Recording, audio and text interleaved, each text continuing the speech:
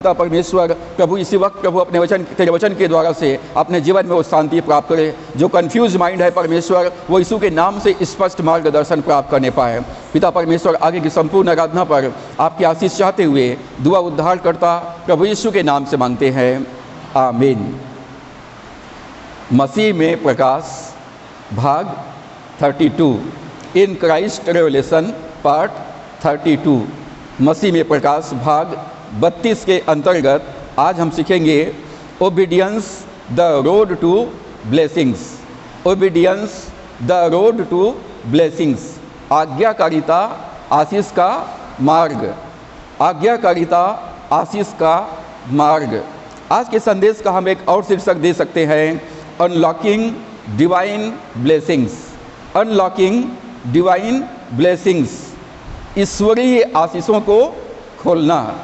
ईश्वरीय आशीषों को खोलना। प्रभु ने कहा, मैं तुम्हें स्वर्ग राज्य की कुंजियां दूंगा। जो कुछ तुम इस पृथ्वी पर बांधोगे वो स्वर्ग में बंध जाएगा, और जो कुछ तुम इस पृथ्वी पर खोलोगे वो स्वर्ग में खुल जाएगा। तो आज हम सीखेंगे कि अपने जीवन में परमेश्वर की आशीषों को हम कैसे खोलें। अपने जीवन में परमेश्वर के आशीषों को कैसे हम सक्रिय करें। How blessing will run after us. How blessings will run after us. कैसे परमेश्वर की आशीष हमारे पीछे आएगी, कैसे परमेश्वर की आशीर्वाद हमारे जीवन में हमारे साथ साथ आएगी। तो आज के संदेश बहुत ही महत्वपूर्ण है और इसको ध्यान से सुनिए। कैसे आप अपने जीवन में परमेश्वर की आशीष को खोल सकते हैं, कैसे आपके जीवन में परमेश्वर की आशीष आपके पीछे पीछे चलेगी। और आज हम इसके अंतर्गत मुख्य रूप से 3 बातों पर मनन करेंगे। पहली बात, आज्ञाकारिता क्या है। पहली बात, आज्ञाकारिता क्या है। दूसरी बात, आज्ञा पालन के करने से हमारे जीवन में कौन कौन सी आशीषें आती है।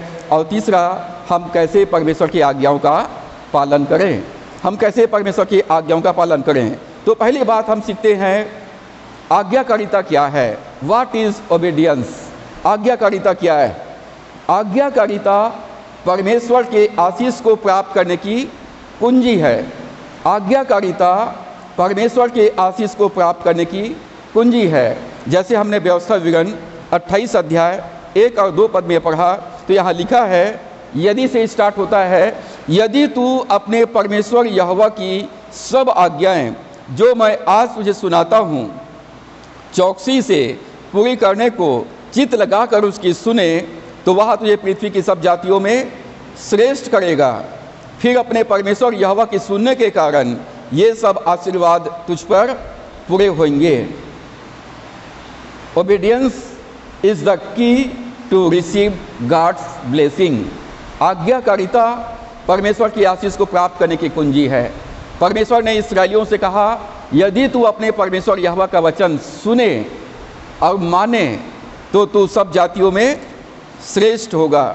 सब जातियों में श्रेष्ठ होगा। तेरा परमेश्वर यहोवा तुझको बहुतायत की आशीष देगा। तो आज्ञाकारिता क्या है। तो सरल शब्दों में परमेश्वर के वचन को सुनना और उस पर अमल करना। परमेश्वर के वचन को सुनना और उसका पालन करना। परमेश्वर के वचन को सुनना और पालन करना ही आज्ञाकारिता है। बहुत ही साधारण शब्दों में हम इसको समझ सकते हैं। आज्ञाकारिता क्या है। तो आज्ञाकारिता परमेश्वर के वचन को सुनना और उसका पालन करना है। आज्ञाकारिता क्या है। तो आज्ञाकारिता अपनी इच्छा को परमेश्वर की इच्छा के अधीन समर्पित करना है। मेरी इच्छा कुछ और है, लेकिन परमेश्वर कुछ और चाहता है, और मैं चाहता हूँ कि परमेश्वर के आज्ञाओं का पालन करूँ। तो मैं अपनी इच्छा को कहता हूँ, प्रभु मेरी नहीं परंतु तेरी इच्छा पूरी हो जाए। तो आज्ञाकारिता अपनी इच्छा को परमेश्वर की इच्छा के अधीन समर्पित करना ही आज्ञाकारिता है। आज्ञाकारिता वचन को सुनना और मानना है।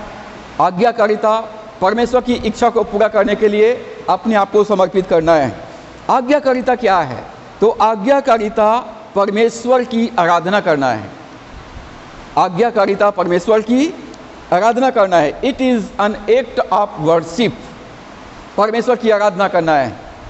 और परमेश्वर ढूंढ रहा है भजन करने वालों को जो आत्मा और सच्चाई से उसकी भजन करे। हमारी आराधना क्या है? हमारी आराधना परमेश्वर की आज्ञाओं का पालन करना है। यदि हम सामने खड़े होकर गीत गाते हैं, बहुत साज बाज के साथ गाते हैं, सुर ताल के साथ गाते हैं, लेकिन उसके वचन का पालन नहीं करते हैं, तो हमारी भक्ति व्यर्थ है। हमारी जो भक्ति है वो ग्रहण योग्य नहीं है। सच्ची आराधना परमेश्वर की आज्ञाओं का पालन करना है। आज्ञाकारिता के द्वारा से हम परमेश्वर के प्रति अपना प्रेम और अपनी भक्ति भावना को प्रकट करते हैं। आज्ञाकारिता क्या है? तो आज्ञाकारिता में हम परमेश्वर के प्रति अपना प्रेम और अपनी भक्ति भावना को प्रकट करते हैं। आज्ञाकारिता क्या है? तो आज्ञाकारिता हमारे उद्धार की पहचान है। क्या आप नया जन्म पाए हैं?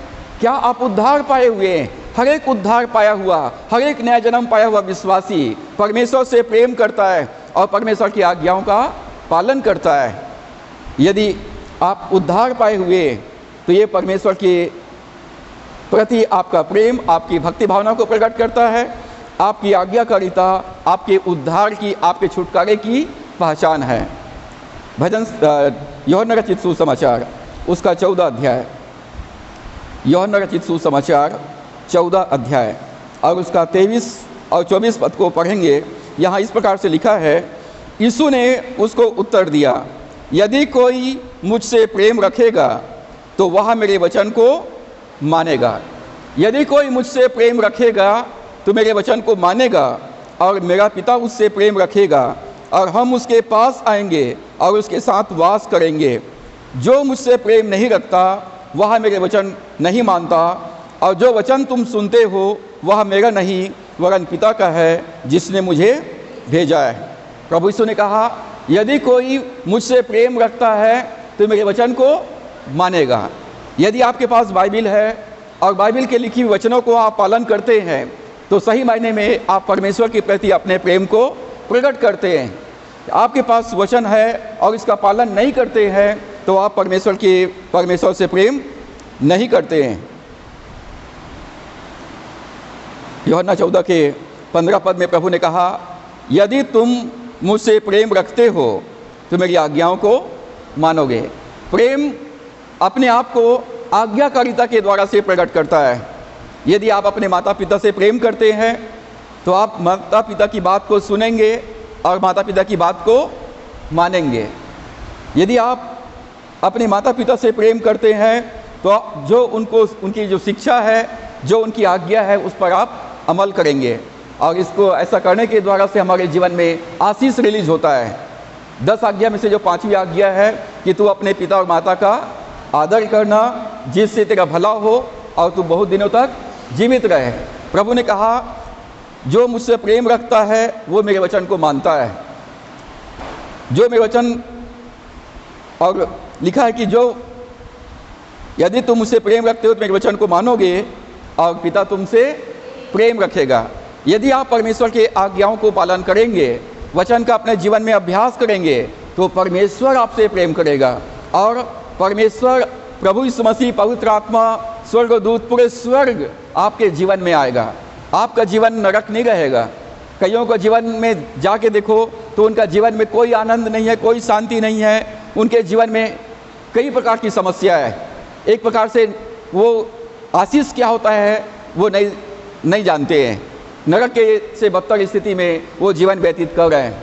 परंतु यदि परमेश्वर के वचन को हम सुनते और मानते हैं तो हमारे जीवन में, प्रभु ने कहा, हम उसके पास आएंगे, उनके साथ संगति करेंगे और उनके साथ निवास करेंगे। हमारे जीवन में स्वर्ग आके निवास करेगा, परमेश्वर निवास करेगा, प्रभु यीशु मसीह निवास करेगा, पवित्र आत्मा निवास करेगा, स्वर्गदूत हमारे चारों तरफ रहेगा, प्रभु हमको अपने पंखों की आड़ में ढांपे रहेगा। तो आज्ञाकारिता आशीष को प्राप्त करने के लिए कुंजी है। आज्ञाकारिता क्या है? तो आज्ञाकारिता परमेश्वर पर अपने भरोसे को दिखाना है। आज्ञाकारिता परमेश्वर पर अपने विश्वास को दिखाना है, अपने भरोसे को दिखाना है। आप यीशु मसीह पर विश्वास करते हैं, यदि आप विश्वास करते हैं तो आप उसका वचन का पालन कीजिए और दिखाइए प्रभु यीशु मसीह को, परमेश्वर पिता को, संसार को, शैतान को दिखाइए कि आप परमेश्वर पर भरोसा करते हैं और इसलिए उसकी आज्ञाओं का पालन करते हैं।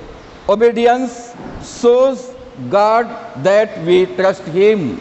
आज्ञाकारिता के द्वारा से हम परमेश्वर को दिखाते हैं कि हे परमेश्वर, मैं तुझ पर भरोसा करता हूँ। आज्ञाकारिता के द्वारा से हम अपने विश्वास का प्रदर्शन करते हैं। आज्ञाकारिता के द्वारा से हम अपने विश्वास का प्रदर्शन करते हैं। परमेश्वर ने जो कहा है, जब हम अपने जीवन में उसका पालन करते हैं तो परमेश्वर हमारे जीवन में अपनी प्रतिज्ञाओं का पालन करता है, अपनी प्रतिज्ञाओं को पूरा करता है। प्रभु ने कहा, यदि तू अपने परमेश्वर यहोवा का वचन ध्यानपूर्वक सुने, उसका पालन करने के लिए सावधान रहे, तो सब जातियों में, सब देशों में, सारे लोगों में श्रेष्ठ होगा, आशीषित होगा।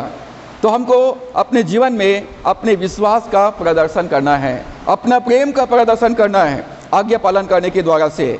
कई बार हमको नहीं मालूम रहता है कि आगे क्या होगा, आगे क्या होगा हमको नहीं मालूम रहता है, फिर भी हम परमेश्वर पर विश्वास करते हैं, परमेश्वर पर भरोसा करते हैं। और परमेश्वर ने कहा, मेरे पीछे आओ, तो हम उसके पीछे चले जाते हैं। प्रभु कहता है जाओ, तो हम आगे बढ़ जाते हैं, जबकि हमको नहीं मालूम कि आगे क्या होने वाला है।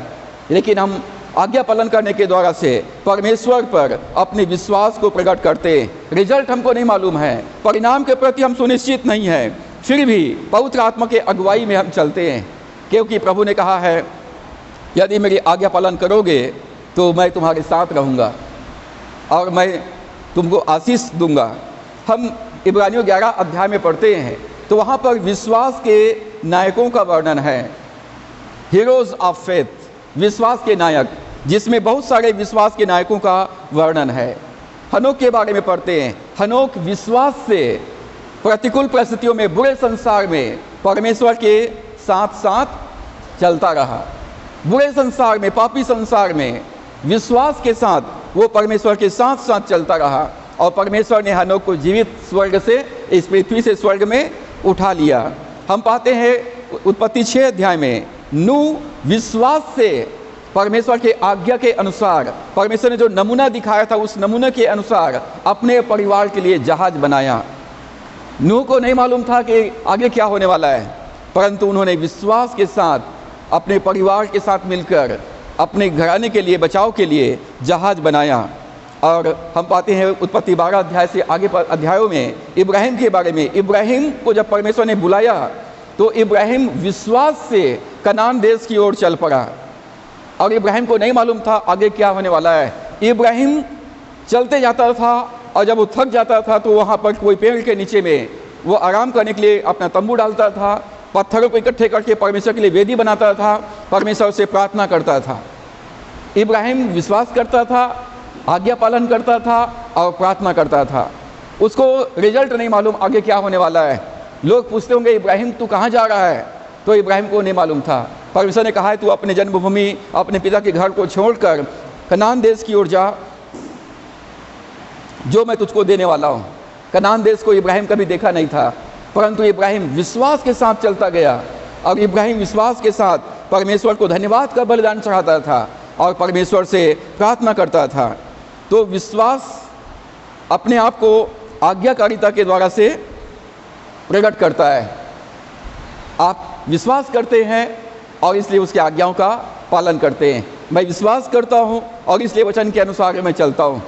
कोई चले या ना चले, मुझे उससे कोई फर्क नहीं पड़ता है, लेकिन मैं जानता हूँ परमेश्वर सच्चा है और परमेश्वर का वचन सच्चा है और मैं जानता हूँ परमेश्वर अपने प्रतिज्ञाओं को पूरा करने के लिए सामर्थ्य है और इसलिए मैं अपने जीवन में वचन के अनुसार हर दिन चलने का निर्णय लेता हूँ। और यही दुआ करता हूँ कि पवित्र आत्मा आप मेरी सहायता करें कि मैं इस संसार में तेरी इच्छा को मैं पूरा कर सकूँ।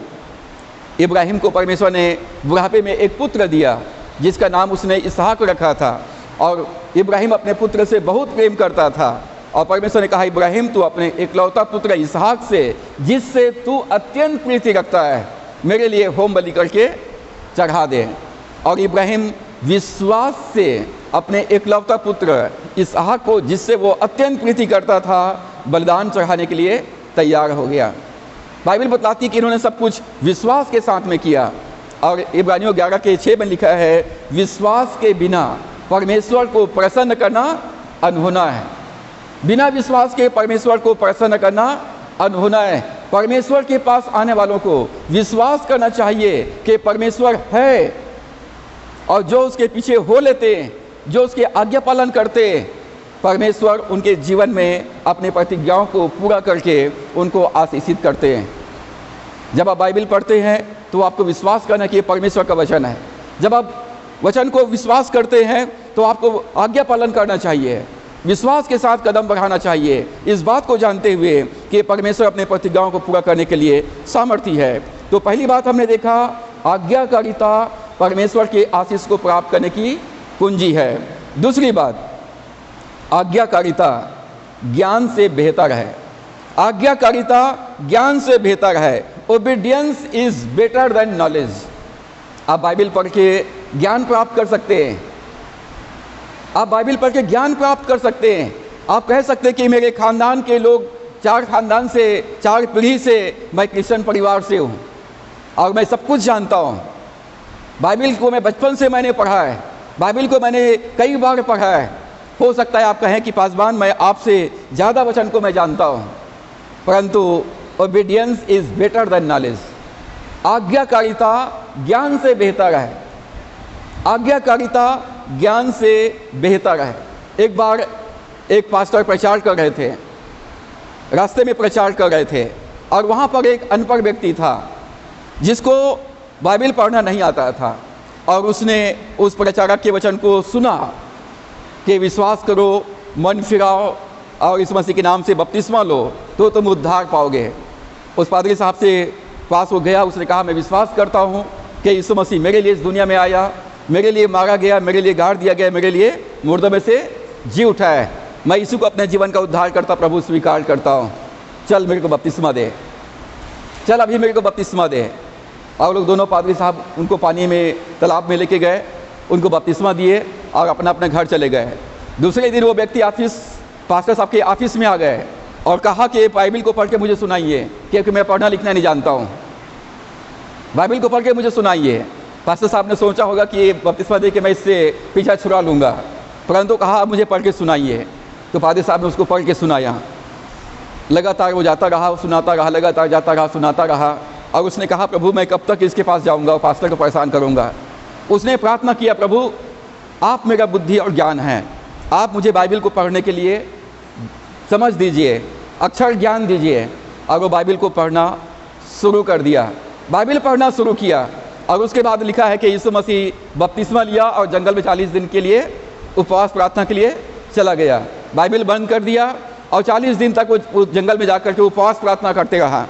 और उसने कहा प्रभु मुझे भी पवित्र आत्मा दे जैसा आपने यीशु मसीह को दिया है। 40 दिन तक उपवास प्रार्थना करता रहा। 40 दिन तक उपवास प्रार्थना किया तो पवित्र आत्मा को वैसे ही प्रभु ने अभिषेक किया जैसा यीशु का अभिषेक किया था। और उसके बाद वो बाइबल पढ़ा और प्रभु का वो बहुत बड़ा प्रचारक बना। यदि हम आज्ञा पालन करते हैं तो परमेश्वर हमारे जीवन में अपनी महिमा को प्रकट करता है। Obedience is better than knowledge. आज्ञाकारिता ज्ञान से बेहतर है। यदि आपको एक वचन मालूम है और यदि आप उसका पालन करते तो उस वचन की आशीष आपको मिलेगा। यदि आप पूरे बाइबल जानते और आप आज्ञा पालन नहीं करते तो आपको कुछ भी आशीष मिलने वाला नहीं है। और इसलिए हमें परमेश्वर की आज्ञा पालन करने के लिए अपने आप को समर्पित करना चाहिए। याकूब कहता है 3 अध्याय की 13 पद में, तुम में ज्ञानवान और समझदार कौन है, जो ऐसा हो वह अपने कामों को अच्छे चाल चलन से उस नम्रता सहित प्रकट करे जो ज्ञान से उत्पन्न होती है। यदि आप ज्ञानवान हैं, समझदार हैं, तो अपने ज्ञान, अपने समझ को अपने अच्छे कामों के द्वारा से, अच्छे चाल चलन के द्वारा से नम्रता सहित प्रकट करना है। जब हम संसार का पूरा ज्ञान प्राप्त कर लेते हैं और उसके बावजूद हम प्रभु की आज्ञा पालन नहीं करते तो हम परमेश्वर की दृष्टि में मूर्ख ठहरते हैं। मूर्ख ने कहा कोई परमेश्वर है ही नहीं। और इसलिए परमेश्वर ने इस संसार के ज्ञानवानों को लज्जित करने के लिए, बलवानों को लज्जित करने के लिए, धर्मियों को लज्जित करने के लिए प्रभु ने जगत के मूर्खों को, तुच्छों को, जो कुछ है ही नहीं, ऐसे लोगों को परमेश्वर ने चुन करके वो ज्ञानवान, बलवान और सामर्थी बना देता है। 1 कुरिन्थियों 8 अध्याय 1 पद में लिखा है, ज्ञान घमंड उत्पन्न करता है, ज्ञान घमंड उत्पन्न करता है, परंतु प्रेम से उन्नति होती है। हम परमेश्वर से प्रेम करते हैं, इसलिए हम उसकी आज्ञाओं का पालन करते हैं। हम परमेश्वर से प्रेम करते हैं, इसलिए हम उसके आज्ञाओं का पालन करते हैं और हमारी आत्मिक उन्नति होती है, भौतिक उन्नति होती है, जीवन के हर क्षेत्र में उन्नति होती है। हम ज्ञानवान बन जाते हैं और उसके बाद हमारे अंदर में एक घमंड, एक ईगो आ जाता है कि पादरी साहब आप मुझको क्या सिखाएंगे, तेरे से ज़्यादा तो मैं पढ़ा लिखा हूँ, तेरे से ज़्यादा तो मैं एक्सपीरियंस रखता हूँ। और उस घमंड के कारण से वो अपने आप को परमेश्वर की दृष्टि में मूर्ख ठहरा देता है। तो आज्ञाकारिता ज्ञान से बेहतर है। जितना हम जानते हैं, यदि हम उसके अनुसार यदि हम भक्तिमय जीवन व्यतीत करते हैं तो उसकी आशीष हमको प्राप्त होती है। तीसरी बात, आज्ञाकारिता के बिना ज्ञान पाखंड है। आज्ञाकारिता के बिना ज्ञान पाखंड है। Knowledge without obedience is hypocrisy. यदि आप बाइबल की सारी बातों को आप जानते हैं, सारे रीति रिवाज संस्कार को आप जानते हैं और आज्ञा पालन नहीं करते हैं, तो ये हमारे लिए एक पाखंडपना है। सदकी फरीसियों से प्रभु यीशु मसीह ने कहा, हे सदकी, हे फरीसियों, तुम पर हाय। और प्रभु ने अपने चेलों से कहा, यदि तुम्हारी धार्मिकता सदकियों और फरीसियों की धार्मिकता से बढ़ करके ना हो तो तुम परमेश्वर के राज्य में प्रवेश नहीं कर सकते हो। सदकी फरीसी लोग परमेश्वर की व्यवस्था को बहुत अच्छे से जानते थे, परंतु उसका पालन नहीं करते थे। और इसलिए प्रभु ने उसके कपटीपन के कारण से, उनके दिखावापन के कारण से, उनके पाखंडपन के कारण से प्रभु ने उन लोगों को कहा, तुम पर हाय। जब तुम प्रार्थना करते हो तो दिखावे के लिए प्रार्थना मत करना, जब दान डालते हो तो दिखावे के लिए दान मत डालना, जब उपवास करते हो तो दिखावे के लिए मत करना। प्रभु ने कहा कि यदि तुम मनुष्यों को दिखावे के लिए ये काम करते हो तो परमेश्वर से कुछ भी प्राप्त नहीं कर पाओगे। हम परमेश्वर से प्रेम करते हैं और इसलिए हम उसकी आज्ञाओं का पालन करते हैं। और प्रभु ने कहा, यदि तुम्हारी धार्मिकता सदकियों फरीसियों की धार्मिकता से बढ़ कर के ना हो तो तुम परमेश्वर के राज्य में प्रवेश नहीं कर सकते। सदकी और फरीसी लोग वचन का ज्ञान रखते थे, व्यवस्था का कट्टरता से पालन करते थे, परंतु परमेश्वर के प्रति अपना विश्वास और अपने पड़ोसी के प्रति प्रेम, इसका अभ्यास नहीं करते थे, इसका अभ्यास नहीं करते थे।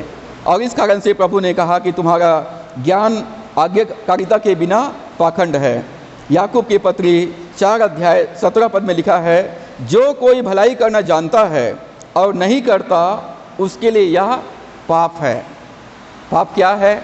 यदि आप भलाई करना जानते हो, प्रार्थना करना जानते हो, लोगों की सहायता करना जानते हो और नहीं करते हो तो ये भी पाप है। आप गीत गाना जानते हो, आराधना करना जानते हो और नहीं करते हो तो ये भी पाप है। आप सुसमाचार प्रचार करना जानते हो और सुसमाचार प्रचार नहीं करते हो तो ये भी एक पाप है। परमेश्वर के लिखे में ये पाप है। जो भलाई करना जानता है, आपको मालूम है कि भूखों को, गरीबों को, ज़रूरतमंदों की सहायता करना है और नहीं करते हैं तो ये भी एक पाप है। पड़ोसी से अपने समान प्रेम करने के लिए प्रभु ने कहा है, और यदि हम अपने पड़ोसी से घृणा करते हैं तो ये भी एक पाप है। इसका परिभाषा जो है आप आगे लगा सकते हैं। और इसी कारण से याकूब 1 अध्याय के 22 पद में कहता कि हे भाइयों, वचन के केवल सुनने वाले ही नहीं परंतु वचन के अनुसार चलने वाले बनो। जो वचन को सुनता है और वचन का पालन नहीं करता है वो अपने आप को धोखा देता है। हम दूसरों को धोखा नहीं देते, हम अपने आप को धोखा देते हैं। यदि वचन को सुनते हैं और वचन का पालन नहीं करते हैं तो अपने आप को धोखा देते हैं। पहली बात हमने देखा, आज्ञाकारिता परमेश्वर की आशीष को प्राप्त करने की कुंजी है। दूसरी बात हमने सीखा, आज्ञाकारिता ज्ञान से बेहतर है। और तीसरी बात, आज्ञाकारिता के बिना ज्ञान पाखंड है। और चौथी बात, आज्ञाकारिता बलिदान से भी उत्तम है। आज्ञाकारिता बलिदान से उत्तम है। Obedience is better then sacrifice. आप कितना भी स्तुति आराधना कर लीजिए, आप होल नाइट प्रेयर कर लीजिए, आप 24 घंटा गाना सुनते रहिए, 24 घंटा आप परमेश्वर की स्तुति करते रहिए, और यदि उसके आज्ञाओं का पालन नहीं करते हैं तो ठनठनाता हुआ पीतल और झंझनाते हुए झांझ के समान है। 1 शमूएल 15 अध्याय और उसके 22 पद में परमेश्वर ने शमूएल के माध्यम से राजा साउल से कहा, परमेश्वर होम बलि और मेल बलि से प्रसन्न नहीं होता है। परमेश्वर होम बलि और मेल बलि से प्रसन्न नहीं होता है, परंतु परमेश्वर प्रसन्न होता है अपनी बात के सुने जाने से और अपनी बात के माने जाने से। हमारा आज्ञा पालन करना परमेश्वर को प्रसन्न करने का हमारा उद्देश्य है। हम चाहते हैं कि परमेश्वर हमसे प्रसन्न रहे, ताकि जब हम परमेश्वर से कुछ भी मांगे तो परमेश्वर हमको दे। राजा शाऊल को परमेश्वर ने कहा, जा अमलेकियों को पूरी तरह से नाश कर देना, राजा को, प्रजा को, उसे गाय बैल भेड़ बकरी ऊँट सबको नाश कर देना, कुछ भी मत बचाना। परंतु राजा शाऊल ने राजा अगाग को जीवित पकड़ लिया, अच्छे अच्छे भेड़ बकरियों को जीवित पकड़ लिया, लेकर के आ गया और उसने कहा कि मैंने परमेश्वर की आज्ञा पालन किया है। तो शमूएल ने कहा कि ये भेड़ बकरियों का मिमियाना और गाय बैलों का बमाना कहाँ से आ रहा है? तो शाऊल ने कहा कि ये मेरे प्रजा के लोगों ने लेके आया है परमेश्वर को बलिदान चढ़ाने के लिए। मतलब परमेश्वर को बलिदान चढ़ाओगे तो आप अपने हिस्से से नहीं चढ़ाओगे, दूसरों से चढ़वाओगे। तो परमेश्वर ने शाऊल से कहा कि परमेश्वर होम बलि और मेल बलि से प्रसन्न नहीं होता है।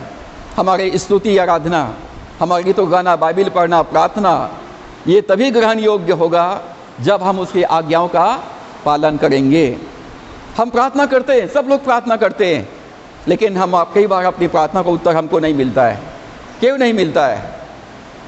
क्योंकि हम उसकी आज्ञाओं का पालन नहीं करते हैं। आप कह सकते हैं, भाई मैं तो बाइबिल घर में रोज़ पढ़ता हूँ, मैं रोज़ प्रार्थना करता हूँ, रोज़ स्तुति आराधना करता हूँ, लेकिन आपकी प्रार्थना तभी ग्रहण योग्य होगा जब परमेश्वर की आज्ञाओं का पालन करेंगे।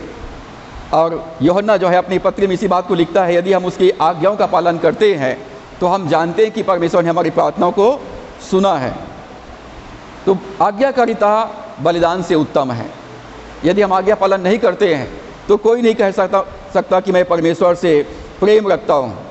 व्यवस्था विवरण 28 अध्याय, हम वापस चलें, व्यवस्था विवरण 28 अध्याय उसका 9 पद। व्यवस्था विवरण 28 का 9 में लिखा है, यदि तू अपने परमेश्वर यहोवा की आज्ञाओं को मानते हुए उसके मार्गों पर चले तो वह अपनी शपथ के अनुसार तुझे अपनी पवित्र प्रजा करके स्थिर रखेगा।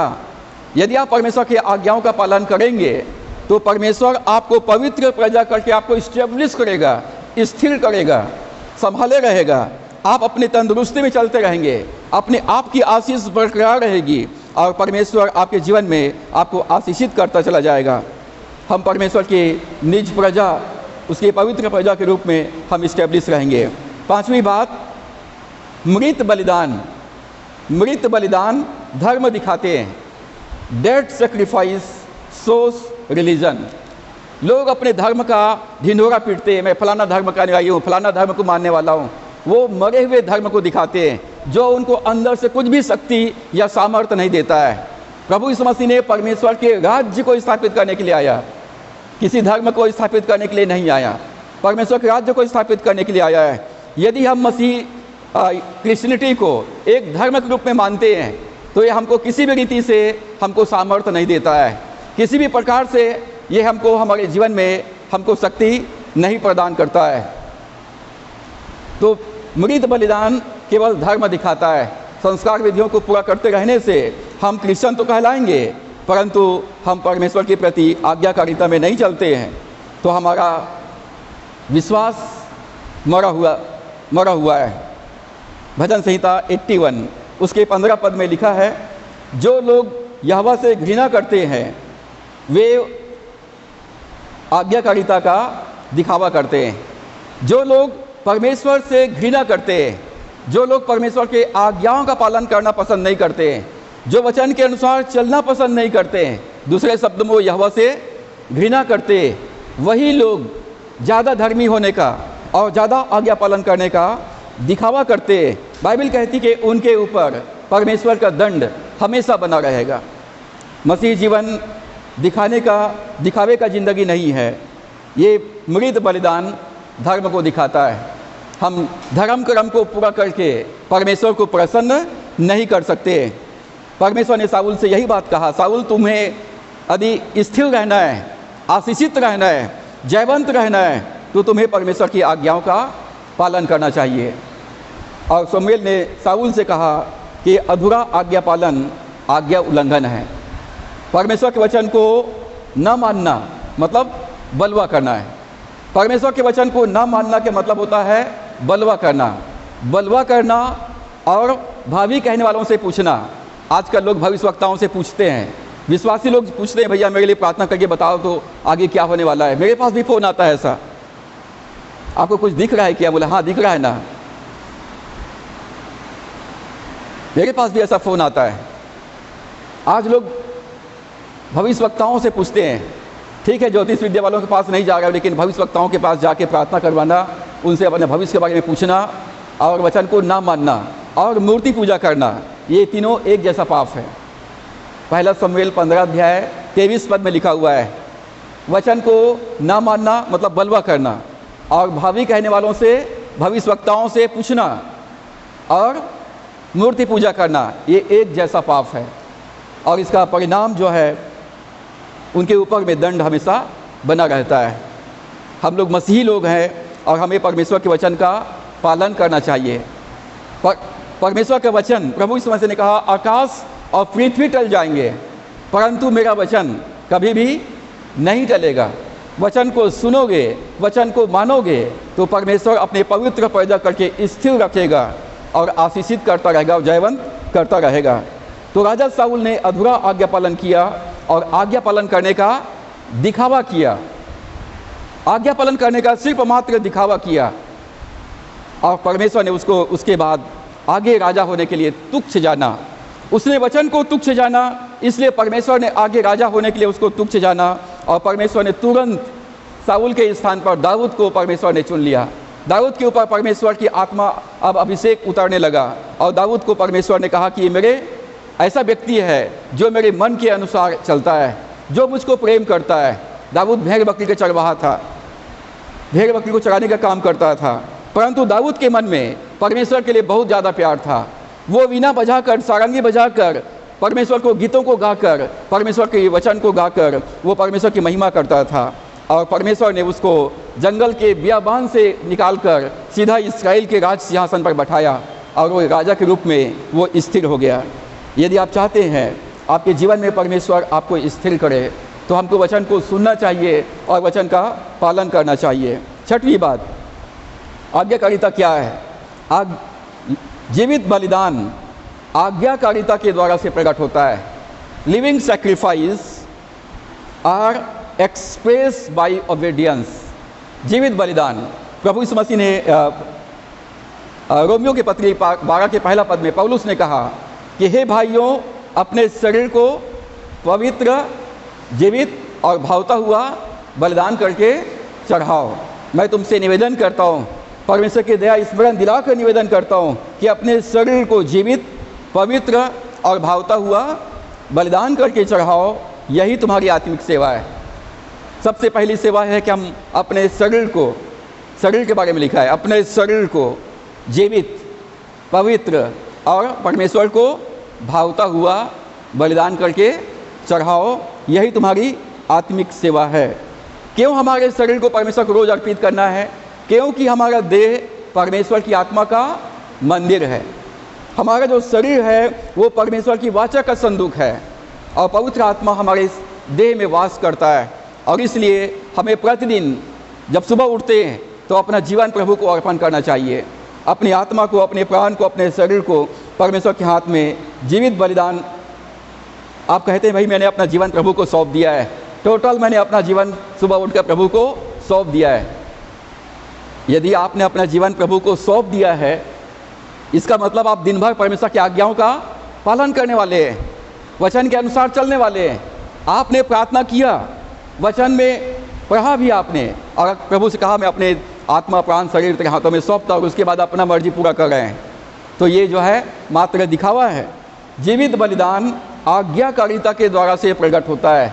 यदि आपने अपना जीवन प्रभु को सौंप दिया है तो आप संसार के पीछे नहीं भागेंगे, आप संसार के पीछे नहीं भागेंगे, आप प्रभु के पीछे जाएंगे, प्रभु के आज्ञाओं का पालन करेंगे और परमेश्वर की इच्छा को अपने जीवन में पूरा करेंगे। हम पाते हैं इब्रानियों 11 अध्याय में विश्वास के नायकों के बारे में। वहाँ पर बहुत सारे विश्वास के नायक हैं जिन्होंने परमेश्वर पर विश्वास किया और अपने विश्वास को आज्ञा पालन करने के द्वारा से प्रकट किया और उनका नाम सुनहरे अक्षर में लिखा गया है कि उन्होंने विश्वास के साथ ऐसा किया है। विश्वास के द्वारा से परमेश्वर ने सारी सृष्टि की रचना किया विश्वास के द्वारा से हनोक परमेश्वर के साथ साथ चलता रहा। विश्वास के द्वारा से नूह ने अपने घराने के लिए जहाज बनाया। विश्वास के द्वारा से इब्राहिम ने परमेश्वर की आज्ञाओं का पालन किया। विश्वास के द्वारा से इब्राहिम ने अपने पुत्र इसहाक को बलिदान चढ़ा दिया। विश्वास के द्वारा से इसहाक ने अकाल की दशा में जोता बोया और 100 गुना आशीष पाया। विश्वास के द्वारा से यूसुफ ने आज्ञा दिया कि मेरे हड्डी को तुम लोग यहाँ दफनाना मत, मिस्र में है, परमेश्वर तुमको निश्चय मिस्र से छुटकारा प्रदान करेगा। विश्वास के द्वारा से इस्राएली लोग यरीहो के चारों तरफ 7 चक्कर लगाए और 7वें दिन में 7 चक्कर लगाए और 7वें दिन 7 चक्कर के बाद यरीहो को सरपना गिर गया।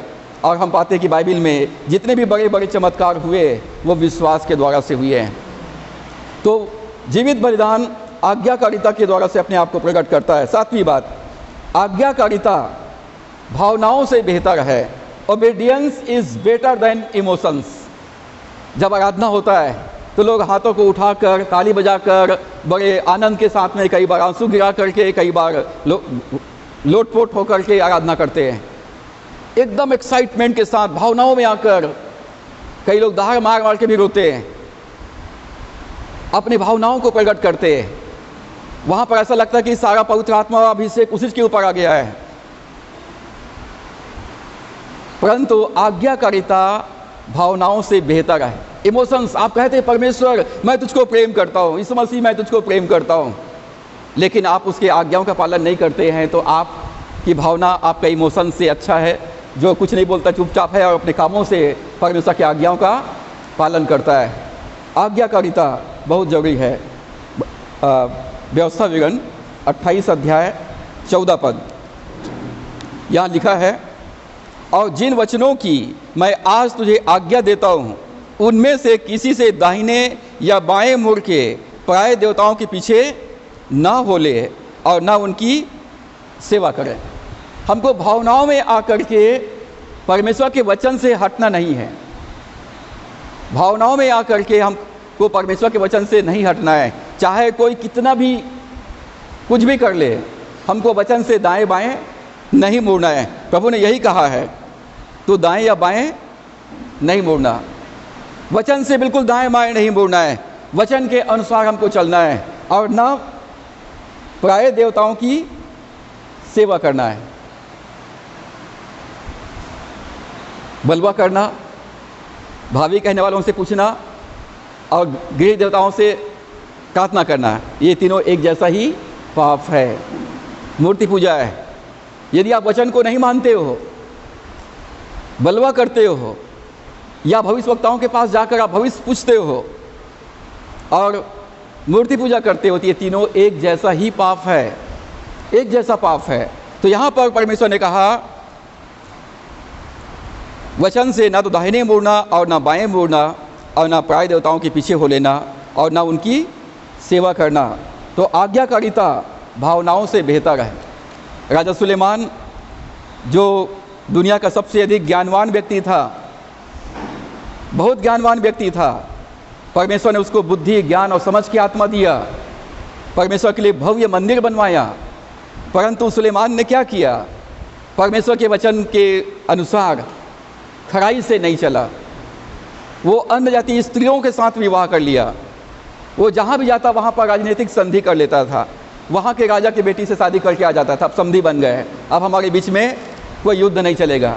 और उनकी जो स्त्रियाँ आती थी उनके लिए वो मंदिर बनवाता था और अपने पत्नी को खुश करने के लिए वो मूर्ति पूजा भी करता था। सुलेमान का अंत इस प्रकार से, ज्ञानवान व्यक्ति का अंत इस प्रकार से नहीं होना चाहिए। बहुत ज्ञानवान था लेकिन वचन के अनुसार वो नहीं चला और इसलिए परमेश्वर ने सुलेमान का मंदिर बनाया। उसके बाद और ज़्यादा कुछ काम नहीं कर पाया, उसका चैप्टर वहीं पर क्लोज हो गया। बहुत सूरवीर व्यक्ति, बलवान व्यक्ति सिमसोन, जो सिर के मुंह को फाड़ के 2 टुकड़े करने की ताकत रखता था, परमेश्वर ने उसको जन्म से नाजिर रखा था। परंतु क्या हुआ?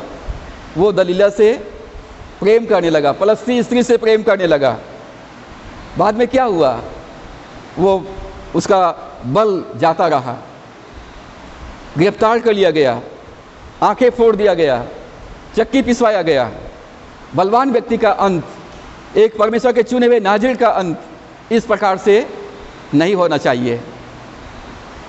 धनवान व्यक्ति, बहुत सारे लोग धनी हैं और धनवान व्यक्ति के पास जीवन के सब कुछ है और वो अपने प्राण से कहता है लूका 12 अध्याय में, हे प्राण तू खा पी और चैन से रह, तेरे पास बहुत सालों के लिए बहुत कुछ है। तो प्रभु ने कहा, हे मूर्ख, यदि आज की रात तेरा प्राण ले लिया जाए तो तू कहाँ जाएगा। एक धनवान का अंत, लाजर और धनवान की कहानी में हम पाते हैं, धनवान अच्छे कपड़े पहनता था, अच्छा खाना खाता था और किसी बात की कमी नहीं था, लेकिन उसका अंत अधोलोक में जाकर पाने की एक बूंद के लिए तरफ रहा है। तो हमको भावनाओं में नहीं बहना है, वचन के अनुसार हमको चलना है। यदि आप ज्ञानवान हैं तो ज्ञान पर घमंड न करें, न बुद्धिमान अपने बुद्धि पर घमंड करे, न बलवान अपने बल पर घमंड करे और न धनवान अपने धन पर घमंड करे। परंतु यदि कोई घमंड करना चाहता है तो इस बात पर घमंड करे कि वो परमेश्वर को जानता है और परमेश्वर के वचन को मानता है। दाऊद कहता है, मैं यहोवा पर घमंड करूँगा, वो मेरा शरण स्थान और गढ़ है, वो मेरे उद्धार मेरी ज्योति है, वो मेरी चारों ओर मेरी ढाल है, वो मेरी महिमा और मस्तिष्क का ऊंचा करने वाला है, वो मेरा चलाने वाला है, वो मेरा निज भाग है। दाऊद कहता, मैं यहोवा पर घमंड करूँगा। यदि घमंड करना ही है तो परमेश्वर पर घमंड करें। तो आज्ञाकारिता भावनाओं से बेहतर है। भावना, इमोशंस, हमारा जो मन है, मन में 3 बातें हैं, मन, इच्छा और भावनाएं, माइंड, विल एंड इमोशंस। प्राण में ये 3 बातें हैं। और प्राण के बारे में लिखा है यिर्मयाह 17 अध्याय 9 से 10 पद में, मन तो सब वस्तुओं से अधिक धोखा देने वाला है। मन, भावनाएं सबसे अधिक धोखा देने वाला है और इसलिए भावनाओं में कभी भी बहना नहीं चाहिए। भावनाएं कैसा, भावनाओं का मतलब होता है एक हवा, एक लहर आता है और चला जाता है थोड़ी देर के लिए, और इसलिए परमेश्वर ने हमको सेल्फ कंट्रोल, संयम की आत्मा दिया है। परमेश्वर ने हमको भय की आत्मा नहीं दिया है, परंतु सामर्थ्य की आत्मा, प्रेम की आत्मा और संयम की आत्मा दिया है। हम अपने शरीर पर कंट्रोल कर सकते हैं, अपने परिस्थितियों पर नियंत्रण कर सकते हैं। मन सब वस्तुओं से अधिक धोखा देने वाला होता है। भावनाओं में उतार चढ़ाव होते रहता है, परिस्थिति के अनुसार अप डाउन होते रहता है। कभी कभी हमारा मन बहुत अच्छा रहता है, बहुत एक्साइटमेंट रहते हैं, कभी कभी आप बहुत दुखी हो जाते हैं, बहुत चिंतित हो जाते हैं, बहुत निराश हो जाते हैं, परंतु इससे कोई फर्क नहीं पड़ता है। पौलुस ने जेल से पत्र लिखा फिलिपियों को, कहा मैं प्रभु में सदा आनंदित हूँ और मैं चाहता हूँ कि तुम भी सदा आनंदित रहो। परिस्थितियाँ कैसे भी क्यों न रहे, प्रभु में सदा आनंदित रहो। प्रभु का आनंद ही तुम्हारे लिए ताकत है। हमको भावनाओं में नहीं बहना है, चाहे आपकी परिस्थितियाँ, आपके चारों ओर की परिस्थितियाँ कितना भी खराब क्यों ना हो, आप प्रभु में आनंदित रहिए, खुश रहिए। प्रभु का आनंद हमारे लिए ताकत है। 8वीं बात, obedience is the mark of a true believers. आज्ञाकारिता एक सच्चे मसीही विश्वासी होने का चिन्ह है। आज्ञाकारिता परमेश्वर के संतान होने का एक चिन्ह है, साइन बोर्ड है। आप सब क्रिश्चियन हैं, सब विश्वासी हैं, नया जन्म प्राप्त किए हुए हैं। यदि आप परमेश्वर के पुत्र हैं तो उसको आज्ञाकारिता के द्वारा से दिखाइए। Obedience is the mark of a true believers. आज्ञाकारिता सच्चे विश्वासी होने का चिन्ह है। लोग हमारे बातों का खंडन कर देंगे, आप उनको सुसमाचार सुनाएंगे, यीशु मसीह के प्रेम के बारे में बताएंगे, उसके बलिदान के बारे में बताएंगे, चंगाई के बारे में बताएंगे, आश्चर्य कर्मों के बारे में बताएंगे, लोग उसको नहीं मानेंगे, इनकार कर देंगे उसका। लेकिन आप जब अपने कामों के द्वारा से दिखाएंगे तो लोग उसको मानेंगे, लोग उसको मानेंगे। हमारे देश में एक मिशनरी जो आई कलकत्ता में, जिसको आप सब जानते हैं, मदर टेरेसा के नाम से, मैंने उसके बारे में सुना है कि वो कोढ़ियों की सेवा करती थी, लेप्रेसी पेशेंट की सेवा करती थी। और उन दिनों में कोई टीका आविष्कार नहीं हुआ था। लेप्रेसी जो कोढ़ की जो बीमारी होता है वो शरीर के अंग को गला देता है, उसमें कीड़े पड़ जाते हैं और उसमें बहुत ज़्यादा बदबू आता है। एक नर्स ने कहा कि मैं सेवा करना चाहती हूँ मैं भी। तो बोला ठीक है, आ जा, वो पेशेंट है, जा उसके घाव को साफ़ कर और उसमें मलहम लगा, उसको ड्रेसिंग कर। बहुत बदबू मार रहे थे, कीड़ा बिलबिल कर रहे थे। उसने कहा I can not do it, मैं ये काम को नहीं कर सकती हूँ।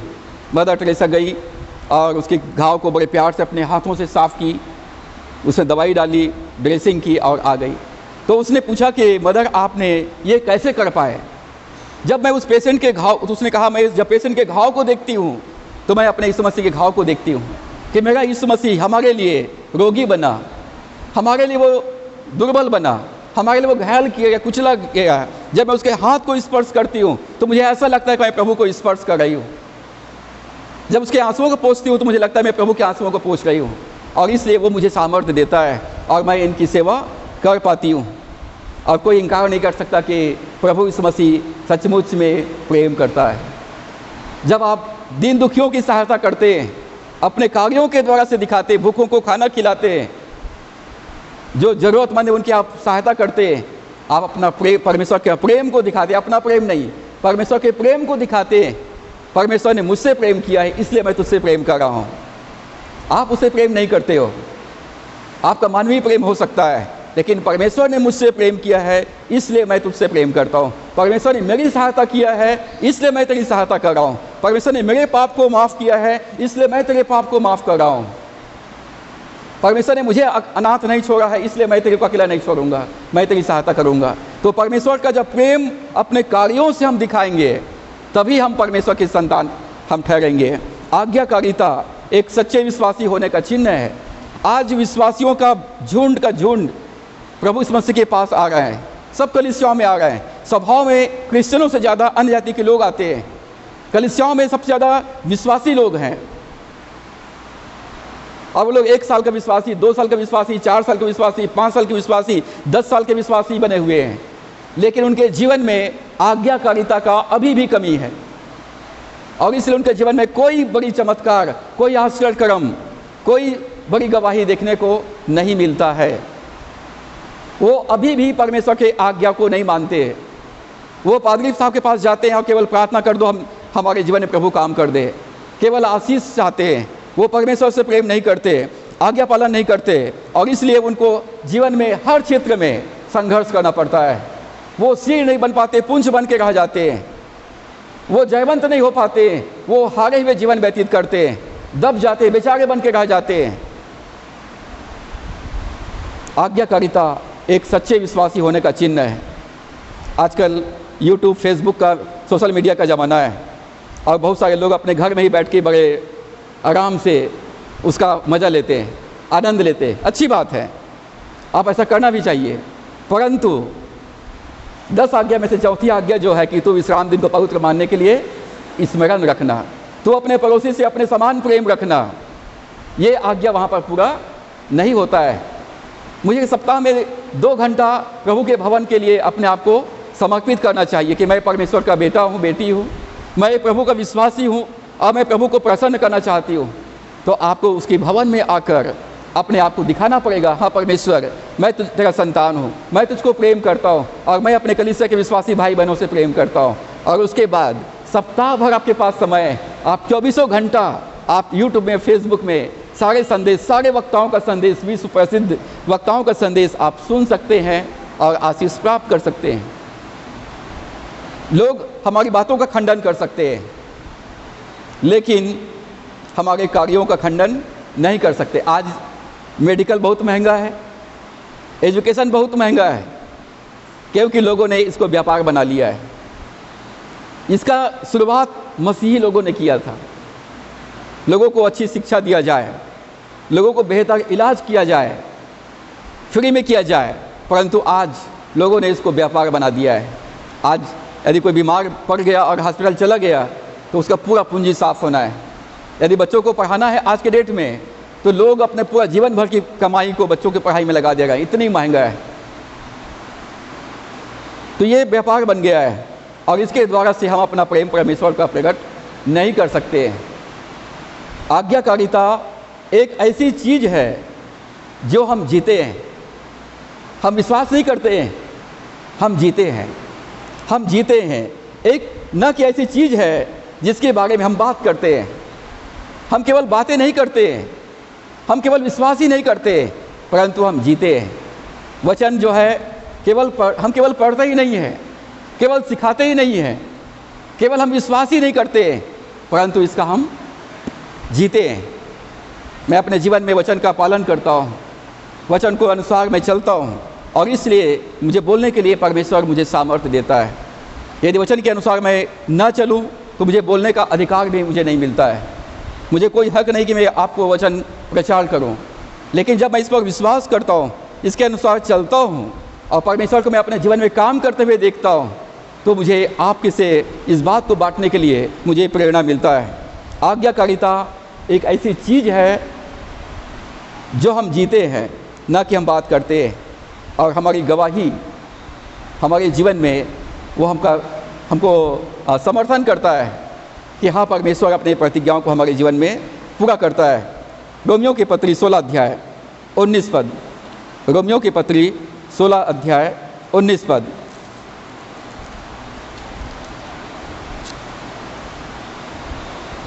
यहाँ पर पौलुस रोमियो की कलीसिया को पत्र लिखता है और कहता है रोम की कलीसिया को, तुम्हारे आज्ञा मानने की चर्चा सब लोगों में फैल गई है।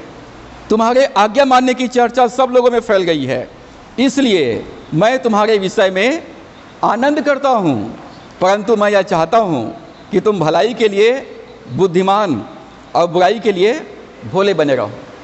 पौलुस कहता है मैं तुम्हारे आज्ञा पालन की चर्चा सब जगह फैल गया है कि रोम की कलीसिया परमेश्वर की आज्ञाओं का पालन करता है। और आज रोम की जो कलीसिया है पूरे विश्व में प्रभु की कलीसिया का स्थापना किया है। बड़े बड़े हॉस्पिटल, बड़े बड़े स्कूल उन्होंने संचालित कर रहे हैं। और कैथोलिक लोग, जो कैथोलिक समुदाय के लोग हैं, हम प्रोटेस्टेंट से कहीं ज़्यादा परमेश्वर की सेवा कर रहे हैं। वो लोग हमसे कहीं ज़्यादा आशीषित और ज़्यादा धनी है। प्रोटेस्टेंट लोगों से कहीं ज़्यादा वो लोग आशीषित हैं। क्यों? क्योंकि लोग परमेश्वर की आज्ञाओं का पालन करते हैं। ये बात अलग है कि वो थोड़ा सा कुछ मामलों में भटक गए हैं, परंतु वो लोग प्रेम करना जानते हैं, सेवा करना जानते हैं, आदर करना जानते हैं, आज्ञा पालन करना जानते हैं। और इसलिए पूरे विश्व में सबसे ज़्यादा प्रॉपर्टी उन्हीं लोगों के पास में है। आप जाके देखिए, बड़ी बड़ी चर्च, बड़े बड़े आश्रम उन्हीं लोगों के पास में। ऐसा क्यों? परमेश्वर क्यों आशीष दिया उनको? क्योंकि उन्होंने अपने कार्यों से परमेश्वर के प्रेम को प्रकट किया है। आज संसार के लोग ज्ञान के बातों सुन सुन के पक गए हैं। वो ज्ञान की बातें प्रचार सुन के पक गए हैं। वो प्रभु यीशु मसीह के कामों को मसीहों के जीवन में देखना चाहते हैं, हमारे जीवन में देखना चाहते हैं, हमारे जीवन में वो उस स्वाद को देखना चाहते हैं, वो टेस्ट को वो देखना चाहते हैं। और पौलुस कहता है कि तुम्हारे आज्ञा मानने की चर्चा सब जगह फैल गया है और इसलिए मैं बहुत खुश हूँ, मैं बहुत ही आनंदित हूँ। परंतु मैं ये चाहता हूँ कि तुम भलाई करने में बुद्धिमान बनो और बुराई करने के लिए भोले बन जाओ। हम बुराई करने के लिए बुद्धिमान हैं, होशियार हैं, झगड़ा करने के लिए, लड़ाई करने के लिए, बलवा करने के लिए वो बहुत होशियार हैं, लेकिन भलाई करने के लिए हम कमज़ोर पाते हैं। पौलुस कहता है मैं बहुत आनंदित हूँ तुम आज्ञा पालन करते हो, मैं इससे बहुत खुश हूँ, परंतु चाहता हूँ कि तुम भलाई करने में अपने आप को बुद्धिमान समझो। यदि आप बुद्धिमान हो, जितने लोगों का भला कर सकते हो भला करो। यिर्मयाह 7 अध्याय 23 पद में लिखा है, परंतु मैंने उनको यह आज्ञा दी कि मेरे वचन को मानो, तब मैं तुम्हारा परमेश्वर होऊंगा और तुम मेरी प्रजा ठहरोगे। परमेश्वर ने इस्राएलियों से कहा, मैंने तुमको मिस्र देश के गुलामी से लाल समुद्र को पार करते हुए जंगल में ले आया है। 40 साल तक तुमको मन्ना खिलाया, तुम्हारे वस्त्र पुराने नहीं हुए, तुम्हारे चप्पल नहीं घिसे, तुम में कोई निर्बल नहीं था, तुम में से कोई निर्धन नहीं था। मैंने तुमको यर्दन नदी को पार करवा के तुमको मैंने कनान देश, भरपूरी के देश में ले आया है। परंतु परमेश्वर ने आज्ञा दिया, मेरे वचन को मानोगे तब मैं तुम्हारा परमेश्वर ठहरूंगा और तुम मेरी प्रजा ठहरोगे। आज हमारे लिए इसका क्या मतलब है? यदि हम परमेश्वर के वचन को मानते हैं तो हम परमेश्वर को अपना पिता कह के संबोधित कर सकते हैं और परमेश्वर हमारी सुनेगा और परमेश्वर हमारे जीवन में हमारी प्रार्थनाओं का उत्तर देगा। हम क्रिश्चियन है तो सोचते हैं कि परमेश्वर हमारे लिए करेगा, हम क्रिश्चियन है तो सोचते हैं कि परमेश्वर हमारे लिए प्रबंध करेगा, परमेश्वर हमारी रक्षा करेगा, परमेश्वर हमको चंगा करेगा, परमेश्वर हमको जयवंत करेगा। हाँ, वो करेगा ऐसा, लेकिन किसके लिए है ये? जो उसके वचन को सुनते और मानते हैं। इसलिए पौलुस ने कहा, धोखा न खाओ, परमेश्वर ठट्ठों में नहीं उड़ाया जाता। धोखा न खाओ, परमेश्वर ठट्ठों में नहीं उड़ाया जाता। जब उसके वचन को नहीं मानते हैं तो हम परमेश्वर के वचन का ठट्ठा उड़ाते हैं, वचन का मजाक उड़ाते हैं, कलीसिया को तुच्छ समझते हैं, परमेश्वर की सेवा को हम तुच्छ समझते हैं। प्रभु यीशु मसीह का पवित्र आत्मा पाने के बाद पहला प्रचार, पवित्र आत्मा का बपतिस्मा पाने के बाद, पवित्र आत्मा का अभिषेक पाने के बाद प्रभु यीशु मसीह के मुंह से जो फर्स्ट वर्ड निकला, अब वो ये है कि मनुष्य केवल रोटी से जीवित नहीं रहेगा, परंतु परमेश्वर के वचन से जीवित रहेगा जो उसके मुंह से निकलता है, मत्ती 4:4 में। और यदि हम वचन को छोड़ देते हैं, वचन को यदि हम छोड़ देते हैं, तो हम परमेश्वर के वचन का मजाक उड़ाते हैं, सेवा का मजाक उड़ाते हैं, कलीसिया का मजाक उड़ाते हैं। और परमेश्वर कहता है, यदि मेरे वचन को मानोगे तो मैं तुम्हारा पिता ठहरूंगा, तुम्हारा परमेश्वर ठहरूंगा, तुम मेरी प्रजा ठहरोगे, तुम मेरी संतान ठहरोगे, और मैं तुमको अपनी पवित्र प्रजा करके मैं तुमको इस्टेब्लिश करूँगा, स्थिर करूँगा। तो आशीष पाने का कुंजी क्या है? वचन को सुनना और वचन को मानना। यदि आप आज्ञा पालन करते हैं तो आप परमेश्वर के ऊपर डिपेंड रह सकते हैं, आप भरोसा कर सकते हैं कि परमेश्वर आपके लिए करेगा, आपके लिए उपाय करेगा, आपके लिए परमेश्वर प्रबंध करेगा और आपकी रक्षा करेगा। 9वीं बात, friendship with Christ is based on obedience. मसीह के साथ मित्रता आज्ञाकारिता पर आधारित है। मसीह के साथ दोस्ती, मित्रता, संगति आज्ञाकारिता पर आधारित है। आप प्रभु यीशु मसीह ने कहा यूहन्ना 15:14 में, यू आर माई फ्रेंड, तुम मेरे मित्र हो, तुम मेरे दोस्त हो, if you do what I command you.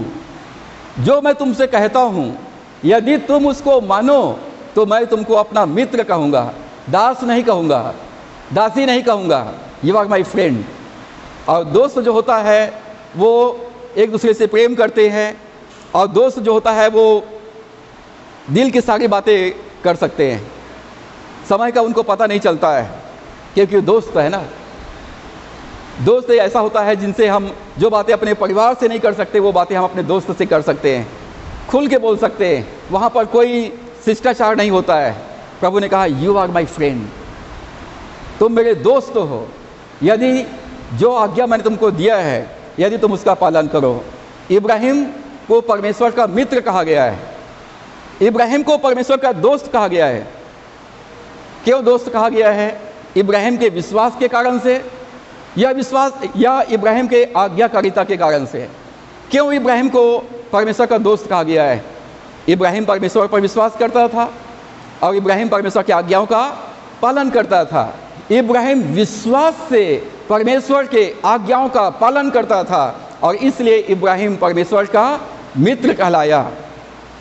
और मैं और आप जब इस संसार में परमेश्वर के वचन पर विश्वास करके प्रभु के आज्ञा पालन करेंगे तो प्रभु कहता है, you are my friend, you are my best friend, you are my close friend, और मैं तुमसे प्रेम करता हूँ।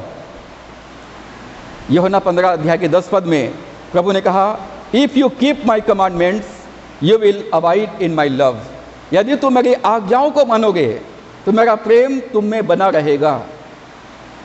यदि तुम मेरे आज्ञा के अनुसार चलोगे तो मेरा प्रेम तुम्हारे जीवन में बना रहेगा। इस संसार में हर इंसान प्रेम का भूखा है, हर कोई चाहता कि लोग उसको प्रेम करें, उसकी तारीफ करें, उसकी प्रशंसा करें, हर कोई चाहता है। परमेश्वर का प्रेम यदि चाहते हैं तो उसके आज्ञाओं का पालन करना है, जैसे कि मैंने अपने पिता के आज्ञाओं को माना है और इसलिए पिता का प्रेम मुझ में बना रहता है। प्रभु यीशु मसीह ने अपने आप को इतना शून्य कर दिया कि वो अपने आप को मृत्यु को भी गले से लगा लिया, परमेश्वर की आज्ञाओं को पालन किया और इसलिए परमेश्वर का प्रेम, अद्भुत प्रेम, अगापे प्रेम यीशु मसीह के ऊपर बना रहा। और परमेश्वर ने यीशु मसीह को 3 दिन और 3 रात के बाद मरे हुए में से जिलाया। सबसे बड़ा कार्य, सबसे बड़ा आश्चर्य कर्म एक मुर्दे को जिलाना है।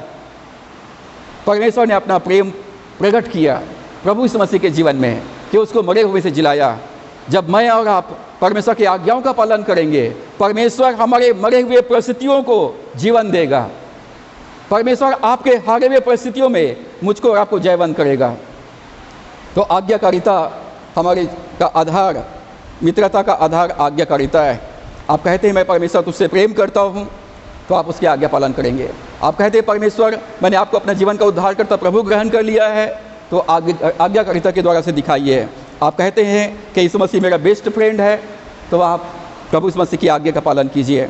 और दूसरा जो मुख्य बात है, ब्लेसिंग ऑफ ओबीडियंस, आज्ञाकारिता की आशीषें। व्यवस्था विवरण 28 अध्याय, सब कोई खोले। व्यवस्था विवरण 28 अध्याय, आज्ञाकारिता की आशीषें। यदि मैं इस संसार में परमेश्वर की आज्ञा पालन करता हूँ, बहुत सारे लोग हैं जो मैं कहता हूँ कि आपको बाइबल पढ़ना चाहिए, प्रार्थना करना चाहिए, चर्च आना चाहिए, अपने कमाई का 10वां भेंट देना चाहिए, तो लोग आजकल चिढ़ने लग गए हैं। क्या मैं काम धंधा ना करूं? क्या मैं ड्यूटी ना जाऊं? क्या मैं पढ़ाई करना छोड़ दूं?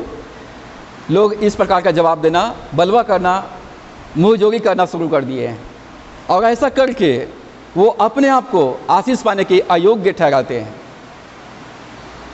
ये मैं नहीं कह रहा हूँ कि आपको बाइबल पढ़ना चाहिए, ये मैं नहीं कहता कि आपको चर्च आना चाहिए, ये मैं नहीं कह रहा हूँ कि आपको अपनी कमाई का 10वां देना चाहिए। ये तो वचन कहता है, और यदि मैं इसका पालन करता हूँ तो मुझे क्या आशीष मिलेगी? प्रभु ने कहा 28 अध्याय के पहला पद में, यदि तू अपने परमेश्वर यहोवा की सब आज्ञाएं, एक या दो नहीं, सब आज्ञाएं जो मैं आज तुझे सुनाता हूँ, चौकसी से पूरी करने को चित्त लगाकर उसकी सुने, तो वह पृथ्वी की सब जातियों में श्रेष्ठ करेगा। सब जातियों में, आप दिल्ली राजगढ़ में जितने भी मसीही लोग हैं, उनमें आप श्रेष्ठ ठहरेंगे। पूरे छत्तीसगढ़ में, पूरे इंडिया में, पूरे वर्ल्ड में जितने क्रिश्चियंस लोग हैं, उनमें परमेश्वर आपको श्रेष्ठ बनाएगा। परमेश्वर कहेगा यह मेरा प्रिय पुत्र है जिससे मैं अत्यंत प्रसन्न हूँ। जब हम परमेश्वर की आज्ञा पालन करते हैं तो वह परमेश्वर हमसे प्रसन्न होता है और कहता है मैं तुमको सबसे श्रेष्ठ बनाऊंगा। फिर अपने परमेश्वर यहोवा की सुनने के कारण ये सब आशीर्वाद तुझ पर पूरे होंगे। ये सारे आशीर्वाद आपके जीवन में आपका पीछा करेगा, ये आशीर्वाद आपके जीवन में सक्रिय होगा, ये सब आशीर्वाद आप अपने जीवन में रिलीज करेंगे आज्ञा पालन करने के द्वारा से। पहला जो ब्लेसिंग है वो है प्रोविजन। प्रोविजन का मतलब होता है प्रावधान। आपके जीवन में प्रतिदिन के जीवन के लिए जो भी आपकी आवश्यक है, जो भी आपकी आवश्यकता है, प्रबंध करने परमेश्वर प्रबंध करेगा, प्रावधान करेगा। जैसे हमारे गली मोहल्लों में प्रोविजन स्टोर्स, डेली नीड्स, मतलब रोज़ की ज़रूरत के सामान वहाँ पर उपलब्ध है। परमेश्वर हमारे जीवन के लिए, जीवन भर के लिए, प्रतिदिन के लिए परमेश्वर हमारे लिए प्रावधान करेगा। कैसे प्रावधान करेगा? 3 पद में, धन्य हो तू नगर में, मतलब शहर में, धन्य हो तू शहर में, धन्य हो तू खेत में, मतलब देश में। आप अपने शहर में आशीषित हैं, आप अपने देश में आशीषित हैं। धन्य हो तेरी संतान, आपके बच्चे आशीषित हैं। अक्सर माँ बाप लोग बोलते हैं, शिकायत करते हैं कि हमारे बच्चे बिल्कुल बलवा करने वाले हो गए हैं, हमारे बच्चे एकदम शैतान बन गए हैं। लेकिन आपके बच्चे आशीषित होंगे। आप अपने शहर में आशीषित हैं, अपने देश में आशीषित हैं, आपके बच्चे आशीषित होंगे। आपके भूमि की उपज आशीषित होगा, मतलब आपके सर्विस में, आपके कमाई पर, आपके कामों पर परमेश्वर की आशीष रहेगा। आपके बच्चे आशीषित रहेंगे, आपके फसल आशीषित रहेंगे, मतलब आपकी कमाई पर आशीष रहेगी। जितना ज़्यादा तनख्वाह बढ़ता है, जितना ज़्यादा तनख्वाह बढ़ता है, लोगों की आवश्यकता उतना ज़्यादा बढ़ जाता है, महंगाई उतना ज़्यादा बढ़ जाता है, उनकी आवश्यकताएं कभी पूरी नहीं हो पाती है। जिसका ज़्यादा तनख्वाह वो ज़्यादा उतना कर्जदार, उतना ज़्यादा कर्ज में है। ये प्रैक्टिकल बातें मैं बता रहा हूँ, हकीकत है ये। बाहर से देखने से लगता है कि हाँ बढ़िया सर्विस कर रहा है, बढ़िया बिजनेस कर रहा है, अंदर जाके पता करो कितने कर्ज में है वो। लेकिन यदि हम आज्ञा पालन करते हैं तो प्रभु कहता है तू धन्य है नगर में, धन्य है खेत में। तो घर में भी आशीषित है, शहर में आशीषित है, देश में आशीषित है, तेरी संतान आशीषित है, तेरी भूमि की उपज, आपका पेमेंट, आपकी कमाई, चाहे वो 1000 हो या 10,000 हो या 1 लाख हो, प्रभु कहता है कि तेरी भूमि की उपज आशीषित होगा। तेरे गाय बैल, भेड़ बकरी, पशुओं के बच्चे, मतलब आपके जो भी लिविंग स्टॉक है, जो आपके धन संपत्ति है, प्रभु कहता है उसमें आशीषित रहेगा। वेयर यू लिव, जहाँ कहीं भी आप रहते हैं वहाँ पर आप आशीषित रहेंगे। यदि आप झोपड़ी में रहते हैं तो झोपड़ी में भी आशीषित रहेंगे। पेड़ के नीचे में है तो पेड़ के नीचे में भी आशीषित रहेंगे। यदि आप महल में है तो महल में भी आप आशीषित रहेंगे। यदि आप मार्ग में है तो आप मार्ग में भी आशीषित रहेंगे। Where you live, what you produce, आप जो भी काम करेंगे, जितने कामों में हाथ लगाएंगे, प्रभु उसमें आपको आशीष देगा। आपके दैनिक गतिविधियों पर, आपके रोज के कामों पर परमेश्वर की आशीष रहेगा। यशायाह पहला अध्याय उसके 19 और 20 पद में लिखा है, यदि तुम आज्ञाकारी होकर मेरी मानोगे, वहाँ पर भी यदि लगाए, if you willing and obedience, यदि तुम आज्ञाकारी होकर मेरी मानोगे। अब आज्ञा पालन करने के लिए कोई ज़बरदस्ती तो नहीं है, आज्ञा पालन करने के लिए कोई ज़बरदस्ती नहीं है। If you willing and obedience, यदि तुम आज्ञाकारी होकर मेरी मानोगे, पहला ब्लेसिंग, तो तुम इस देश में बसे रहोगे, इस घर में, इस शहर में, इस देश में बसे रहोगे और चिकने चिकने खाद्य पदार्थों को खाने पाओगे। मतलब आपके जीवन के दैनिक आवश्यकताएं परमेश्वर की ओर से आपके लिए प्रबंध रहेगा। और यदि तुम न मानो और बलवा करो तो तलवार से मारे जाओगे। सेनाओं के यहोवा का यही वचन है। यदि मैं परमेश्वर की आज्ञा पालन करता हूँ तो पहली बात, मैं इस्टेब्लिश रहूँगा, मैं स्थिर रहूँगा, मेरा बच्चे, मेरे परिवार, मेरे कार्यों में स्थिरता रहेगी और मेरे जीवन के लिए जो भी आवश्यकता है या बच्चों के एजुकेशन के लिए जो आवश्यकता है, ईश्वर की ओर से प्रावधान रहेगा। मेरे आने जाने के लिए प्रावधान रहेगा, क्योंकि परमेश्वर हमारे लिए प्रबंध करेगा। दाऊद गवाही देता है भजन संहिता 37 के 25 पद में। दाऊद कहता, मैं लड़कपन से लेकर बुढ़ापे तक देखता आया हूँ। मतलब बचपन से बुजुर्ग अवस्था तक मैंने एक बात देखा है। क्या देखा है? मैंने धर्मी को कभी त्यागा हुआ नहीं देखा, धर्मी को कभी त्यागा हुआ नहीं देखा और उसके वंश को भीख मांगते हुए नहीं देखा है। जितने पास्टर लोग हैं, मैं तो अभी हम लोग तो बहुत बेहतर पोजीशन में हैं। इसके पहले के जो पास्टर थे, उसके पहले के जो पास्टर थे, उनके साथ 7-8 बच्चे होते थे, उनके पास घर द्वार नहीं होता था, एजुकेशन नहीं होता था, कोई तनख्वाह नहीं होता था। बेचारे लोग कैसे कैसे अपना ज़िंदगी बिताए और प्रभु की सेवा किए। बाइबल का इतना ज्ञान भी नहीं था उनको, लेकिन उनके बच्चे आज बड़े बड़े सर्विस में, बड़े बड़े पोस्ट में। उनके कारण से धार्मिकता के साथ जीवन व्यतीत किए, विश्वास के साथ परमेश्वर की आज्ञा पालन किए और इसलिए उनके वंश आज बड़े बड़े स्थानों में सेवा कर रहे हैं। अब उनके बच्चे, पास्टर के बच्चे, यदि पास्टर के बच्चे यदि आज्ञा पालन करेंगे तो उनके बच्चे भी आशीषित होंगे, नहीं तो फिर थर्ड जनरेशन जो है फिर वापस रिवर्स गियर में चला जाएगा। और ऐसा हो रहा है, ऐसा हो रहा है। मेरे कारण से मेरे बच्चे, मेरे परिवार आशीषित होगा। मेरे परिवार धार्मिकता के साथ जीवन व्यतीत करेंगे तो उनके जो परिवार बनेगा वो आशीषित अपने आप हो जाएगा। और यदि ये लोग बलवा करेंगे, विद्रोह करेंगे, तो इनके जीवन में आशीष का जो मार्ग है वो सब बंद हो जाएंगे। दाऊद कहता है, मैं लड़कपन से लेकर बुढ़ापे तक देखते आया हूँ, परंतु न तो कभी धर्मी को त्यागा हुआ और न उसके वंश को टुकड़े मांगते देखा है। दाऊद चैलेंज करता है भजन 34 में, परख कर देखो, टेस्ट एंड सी, परख कर देखो यहोवा कैसा भला है। तो पहली बात, आज्ञाकारिता का आशीष मेरे रोज़ की आवश्यकताओं को, मेरे वर्तमान और मेरे भविष्य की आवश्यकताओं को परमेश्वर मेरे लिए प्रबंध करेगा। परमेश्वर मेरे लिए यहोवा यीरे बनकर मेरे जीवन में हमेशा बना रहेगा और मेरे लिए उपाय करता रहेगा, मेरे लिए प्रबंध करता रहेगा, मेरी ज़रूरतों को पूरा करता रहेगा। दूसरी बात, दूसरी आशीष, प्रोटेक्शन। प्रोटेक्शन का मतलब होता है संरक्षण। भजन संहिता 91 में दाऊद कहता है, यहोवा परमेश्वर मेरा शरण स्थान और गढ़ है। परमेश्वर मेरा शरण स्थान और गढ़ है। तो परमेश्वर जो है हमारे लिए संरक्षण का काम करता है। व्यवस्था विवरण 28, 6 और 7 पद में, धन्य हो तू भीतर आते समय और धन्य हो तू बाहर जाते समय, यहोवा ऐसा करेगा कि तेरे शत्रु जो तुझ पर चढ़ाई करेंगे वे तुझसे हार जाएंगे। वे एक मार्ग से तुझ पर चढ़ाई करेंगे परंतु तेरे सामने से 7 मार्ग से होकर भाग जाएंगे।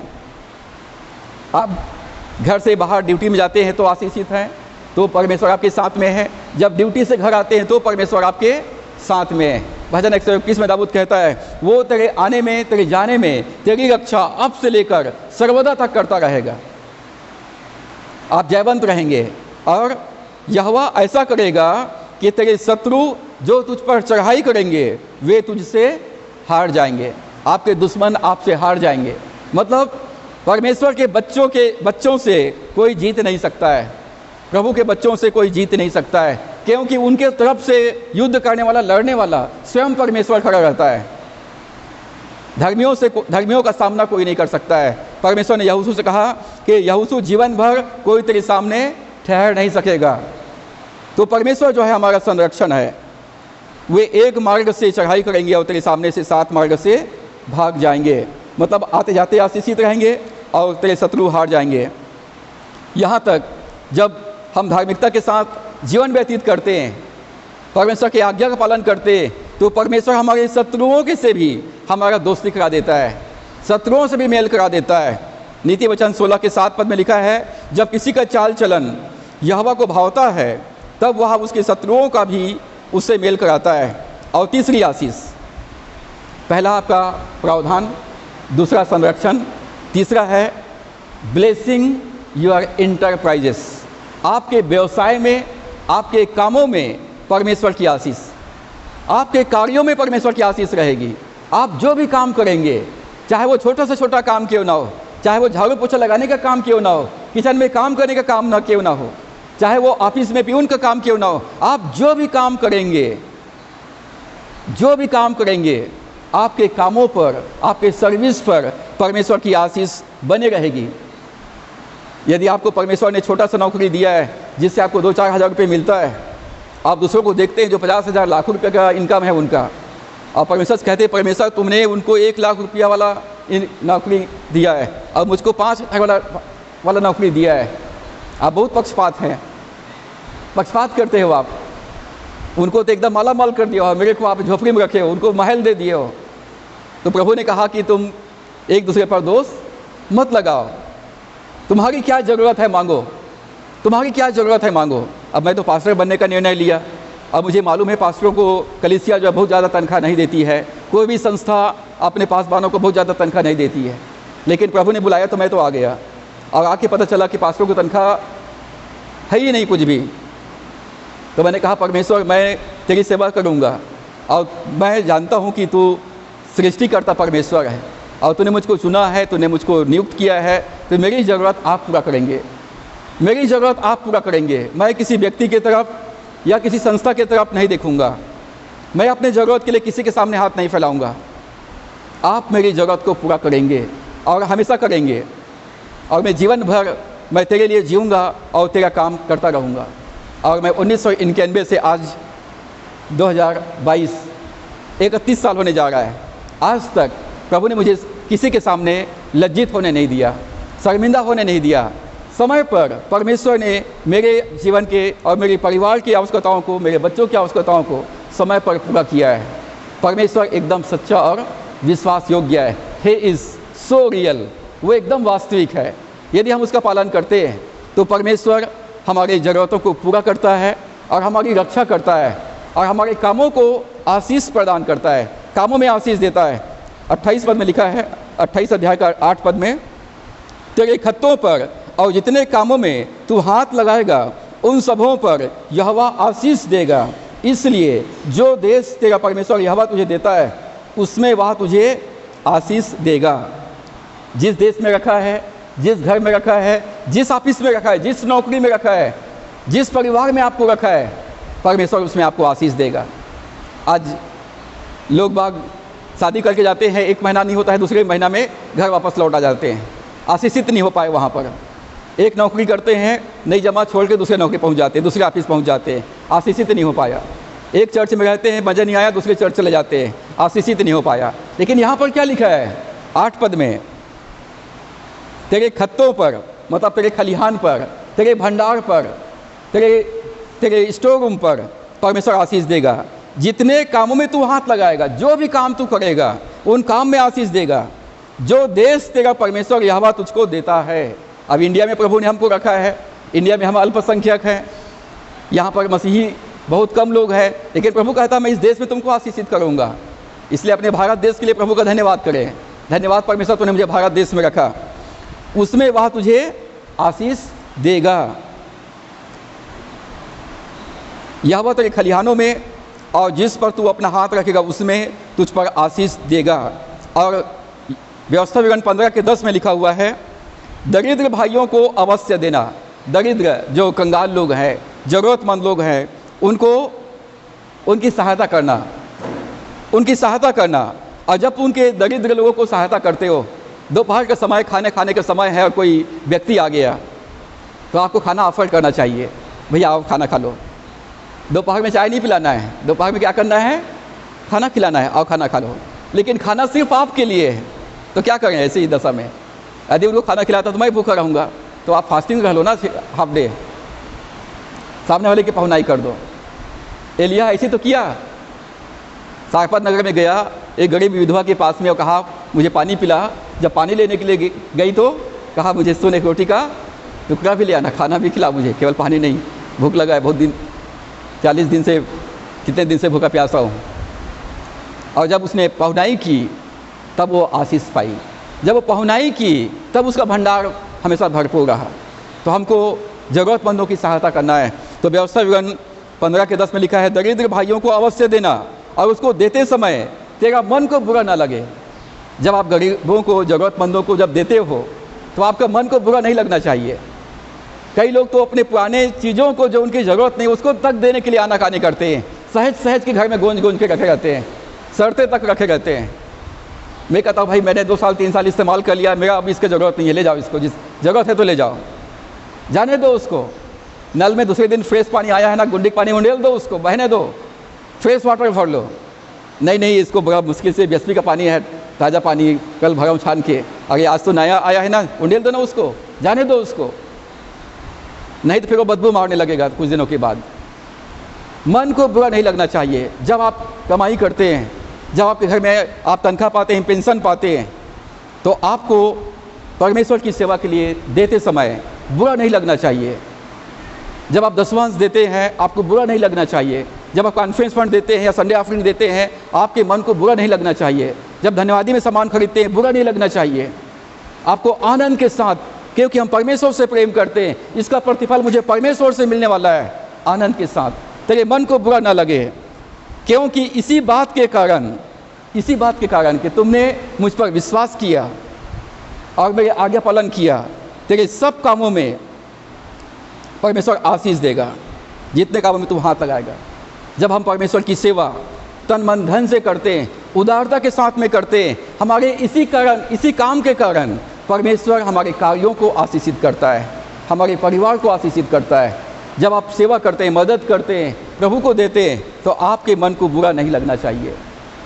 दूसरे शब्दों में पौलुस ने क्या कहा, परमेश्वर हर्ष से देने वाले से प्रसन्न होता है, न कुड़कुड़ के और न दबाव के साथ, न कुड़कुड़ के, न कुड़कुड़ा के, न दबाव से, परंतु हर्ष के साथ, क्योंकि परमेश्वर हर्ष से देने वाले से प्रेम करता है। व्यवस्था विवरण 16:15 में लिखा है, जो स्थान यहोवा चुन ले उसमें तू अपने परमेश्वर यहोवा के लिए 7 दिन तक पर्व मानते रहना, क्योंकि तेरा परमेश्वर यहोवा तेरी सारी बढ़ती में और तेरे सब कामों में तुझे आशीष देगा। परमेश्वर ने इसराइलियों का त्यौहार, 7 त्यौहार है उनके। प्रभु ने कहा कि तुम जिस स्थान को परमेश्वर चुन ले तुम वहाँ पर त्यौहार मनाते रहना, परमेश्वर को महिमा देते रहना, और ऐसा करने से परमेश्वर तेरी सारी बढ़ती में, मतलब आपके परिवार में, आपके बच्चों में, आपके कामों में, हर क्षेत्र में परमेश्वर उन्नति करके आशीष देगा। तो पहला आशीष हमारे जीवन में है प्रावधान, रोज़ की आवश्यकता। दूसरा है संरक्षण, सुरक्षा। और तीसरा है आपकी व्यवसाय, कामों में आशीष। और चौथा है प्रॉस्पेरिटी, संपन्नता। संपन्नता मतलब भरपूरी, ठीक है। व्यवस्था विवरण 28:12 और 13 में लिखा है, यहोवा तेरे लिए अपने आकाश रूपी उत्तम भंडार को खोलकर तेरे भूमि पर समय पर मेह बरसाया करेगा और तेरे सारे कामों पर आशीष देगा, और तू बहुतरी जातियों को उधार देगा, परंतु किसी से तुझे उधार लेना ना पड़ेगा। प्रभु कहता है कि आकाश रूपी उत्तम भंडार, परमेश्वर यीशु मसीह ने कहा मांगो तुम्हें दिया जाएगा। कहाँ से देगा वो? मन्ना कहाँ से गिरता था? आसमान से। मन्ना आसमान से गिरता था। प्रभु परमेश्वर को कहाँ से देगा? हेवनली ट्रेजर से, स्वर्गीय खजाने से देगा। जब गवर्नमेंट जब कर्मचारी नियुक्त करता है, मुझे तो आज तक समझ में नहीं आता है कि टीचर्स लोगों को और हॉस्पिटल के कर्मचारियों को, बाकी कर्मचारियों को तनख्वाह कहाँ से निकलता है। फिर सोचा कि गवर्नमेंट जो है बहुत सारा टैक्स लगाया हुआ है, इनकम टैक्स लगाया हुआ है, वहाँ से पेमेंट करता है। जब सरकार अपने कर्मचारियों को तनख्वाह दे सकता है 1 लाख रुपये महीना, तो क्या परमेश्वर जो पूरे पृथ्वी का, पूरे सृष्टि का, पूरे ब्रह्मांड का मालिक है, क्या मेरी ज़रूरत को पूरा नहीं कर सकता है? क्या नहीं कर सकता है? कर सकता है, कर सकता है और करता है। ईश्वर की अनुग्रह से बिट्टू की मम्मी तो जॉब में है। कई पास्टर ऐसे हैं जिनकी मिसेस हाउसवाइफ है, मेरी इतना पढ़ा लिखा भी नहीं है, उसके बावजूद परमेश्वर ने उनके जीवन में भी अद्भुत काम किया है और उन्हें किसी बात घटी नहीं है। वो भी भरपूर है, वो भी भरपूर है। यदि हम परमेश्वर पर भरोसा करते हैं और उसकी आज्ञा पालन करते हैं, आप मसीह विश्वासी हैं, परमेश्वर के संतान हैं, तो एक बात अपने दिल दिमाग में गांठ बांध लो, गरीबी मेरे भाग्य में नहीं है, गरीबी मेरे लिए नहीं है। मैं गरीब था, कंगाल था, मेरे माँ बाप गरीबी में थे, मैं गरीबी में था, मेरे माँ बाप ने मुझे जितना बन सका मेरी परवरिश किया, लेकिन मैं अपने बच्चों के लिए गरीब बनकर के नहीं रहूँगा। मेरे बच्चों के लिए जो भी ज़रूरत है पूरा करने के लिए परमेश्वर ने मुझको सक्षम बनाया है। तो मैं बोलता हूँ प्रभु, मैं जो बच्चे तूने मुझे दिया है उसके पढ़ाई के खर्चे इतने मैं कहाँ से लाऊँ? तो मैं परमेश्वर के पास जाता हूँ, परमेश्वर मेरे बच्चों का फीस इतना इतना है, मैं कहाँ से लाऊँगा? मेरे तनख्वाह उतना है ही नहीं। तो प्रभु कहता है तू क्यों चिंता करता है, तू क्यों चिंता करता है? मुझे मालूम है तेरा तनख्वाह बहुत कम है, मुझे मालूम है तेरे बच्चों को ये सब पढ़ाना है, मैं तुमको तेरा प्रबंध करने वाला परमेश्वर, मैं तेरे साथ में हूँ, तू मेरा काम करते रह। जवान सी भूखे रह सकते हैं, उन्हें घटी हो सकता है, परंतु परमेश्वर के भय मानने वालों को और परमेश्वर की सेवा करने वालों को, परमेश्वर के पीछे चलने वालों को, उसके आज्ञा पालन करने वालों को किसी भली वस्तु की घटी नहीं होगी। और मैं इस पर विश्वास करता हूँ और परमेश्वर मेरे विश्वास का आदर करता है। और दाऊद भजन 23 में क्या कहता है? मेरा कटोरा उमड़ रहा है। क्या आप चाहते हैं कि आपके जीवन में आपका कटोरा उमड़ता रहे? तनख्वाह जो लोग नौकरी पेशे वाले हैं, महीने में एक बार तनख्वाह मिलता है और 30 दिन तक आता, एक दिन है और जाता 30 दिन तक है। बेचारे लोग जो है महीने भर का खर्चा को अगले महीना तनख्वाह मिलते ही ये काम कर लेंगे, तनख्वाह मिलते ही ये काम कर लेंगे, तनख्वाह मिलते ही उधारी चुका देंगे। अगले महीना पर 1 तारीख पर सारा बोझ रहता है, 1 तारीख आगे तनख्वाह मिला, उनके खर्चा के सामने उनका इनकम जो है बहुत छोटा नज़र आता है और पूरी ज़िंदगी वो ऐसी कर्ज में निकल जाता है। परंतु यहाँ पर परमेश्वर प्रॉमिस करता है, प्रतिज्ञा करता है, वो कहता है कि यहोवा तेरे लिए, किसके लिए? किसके लिए? आपके लिए, मेरे लिए। यहोवा तेरे लिए क्या करेगा? आकाश रूपी कौन सा भंडार खोल देगा? कौन सा भंडार? उत्तम भंडार। उत्तम भंडार, बेस्ट स्टोर हाउस को परमेश्वर आपके लिए खोल देगा, क्योंकि आप उसके प्रिय बच्चे, प्रिय संतान हैं। उत्तम भंडार को खोलकर तेरी भूमि पर, तेरे परिवार पर, समय पर, टाइमली, ऐसा नहीं कि गर्मी के दिन में पानी गिर रहा है और बरसात में पूरा सूखा है, ऐसा नहीं, टाइमली, समय पर, परमेश्वर के बलवंत हाथ के नीचे दीनता के साथ में रहो और वो उचित समय पर तुम्हें उन्नत करेगा।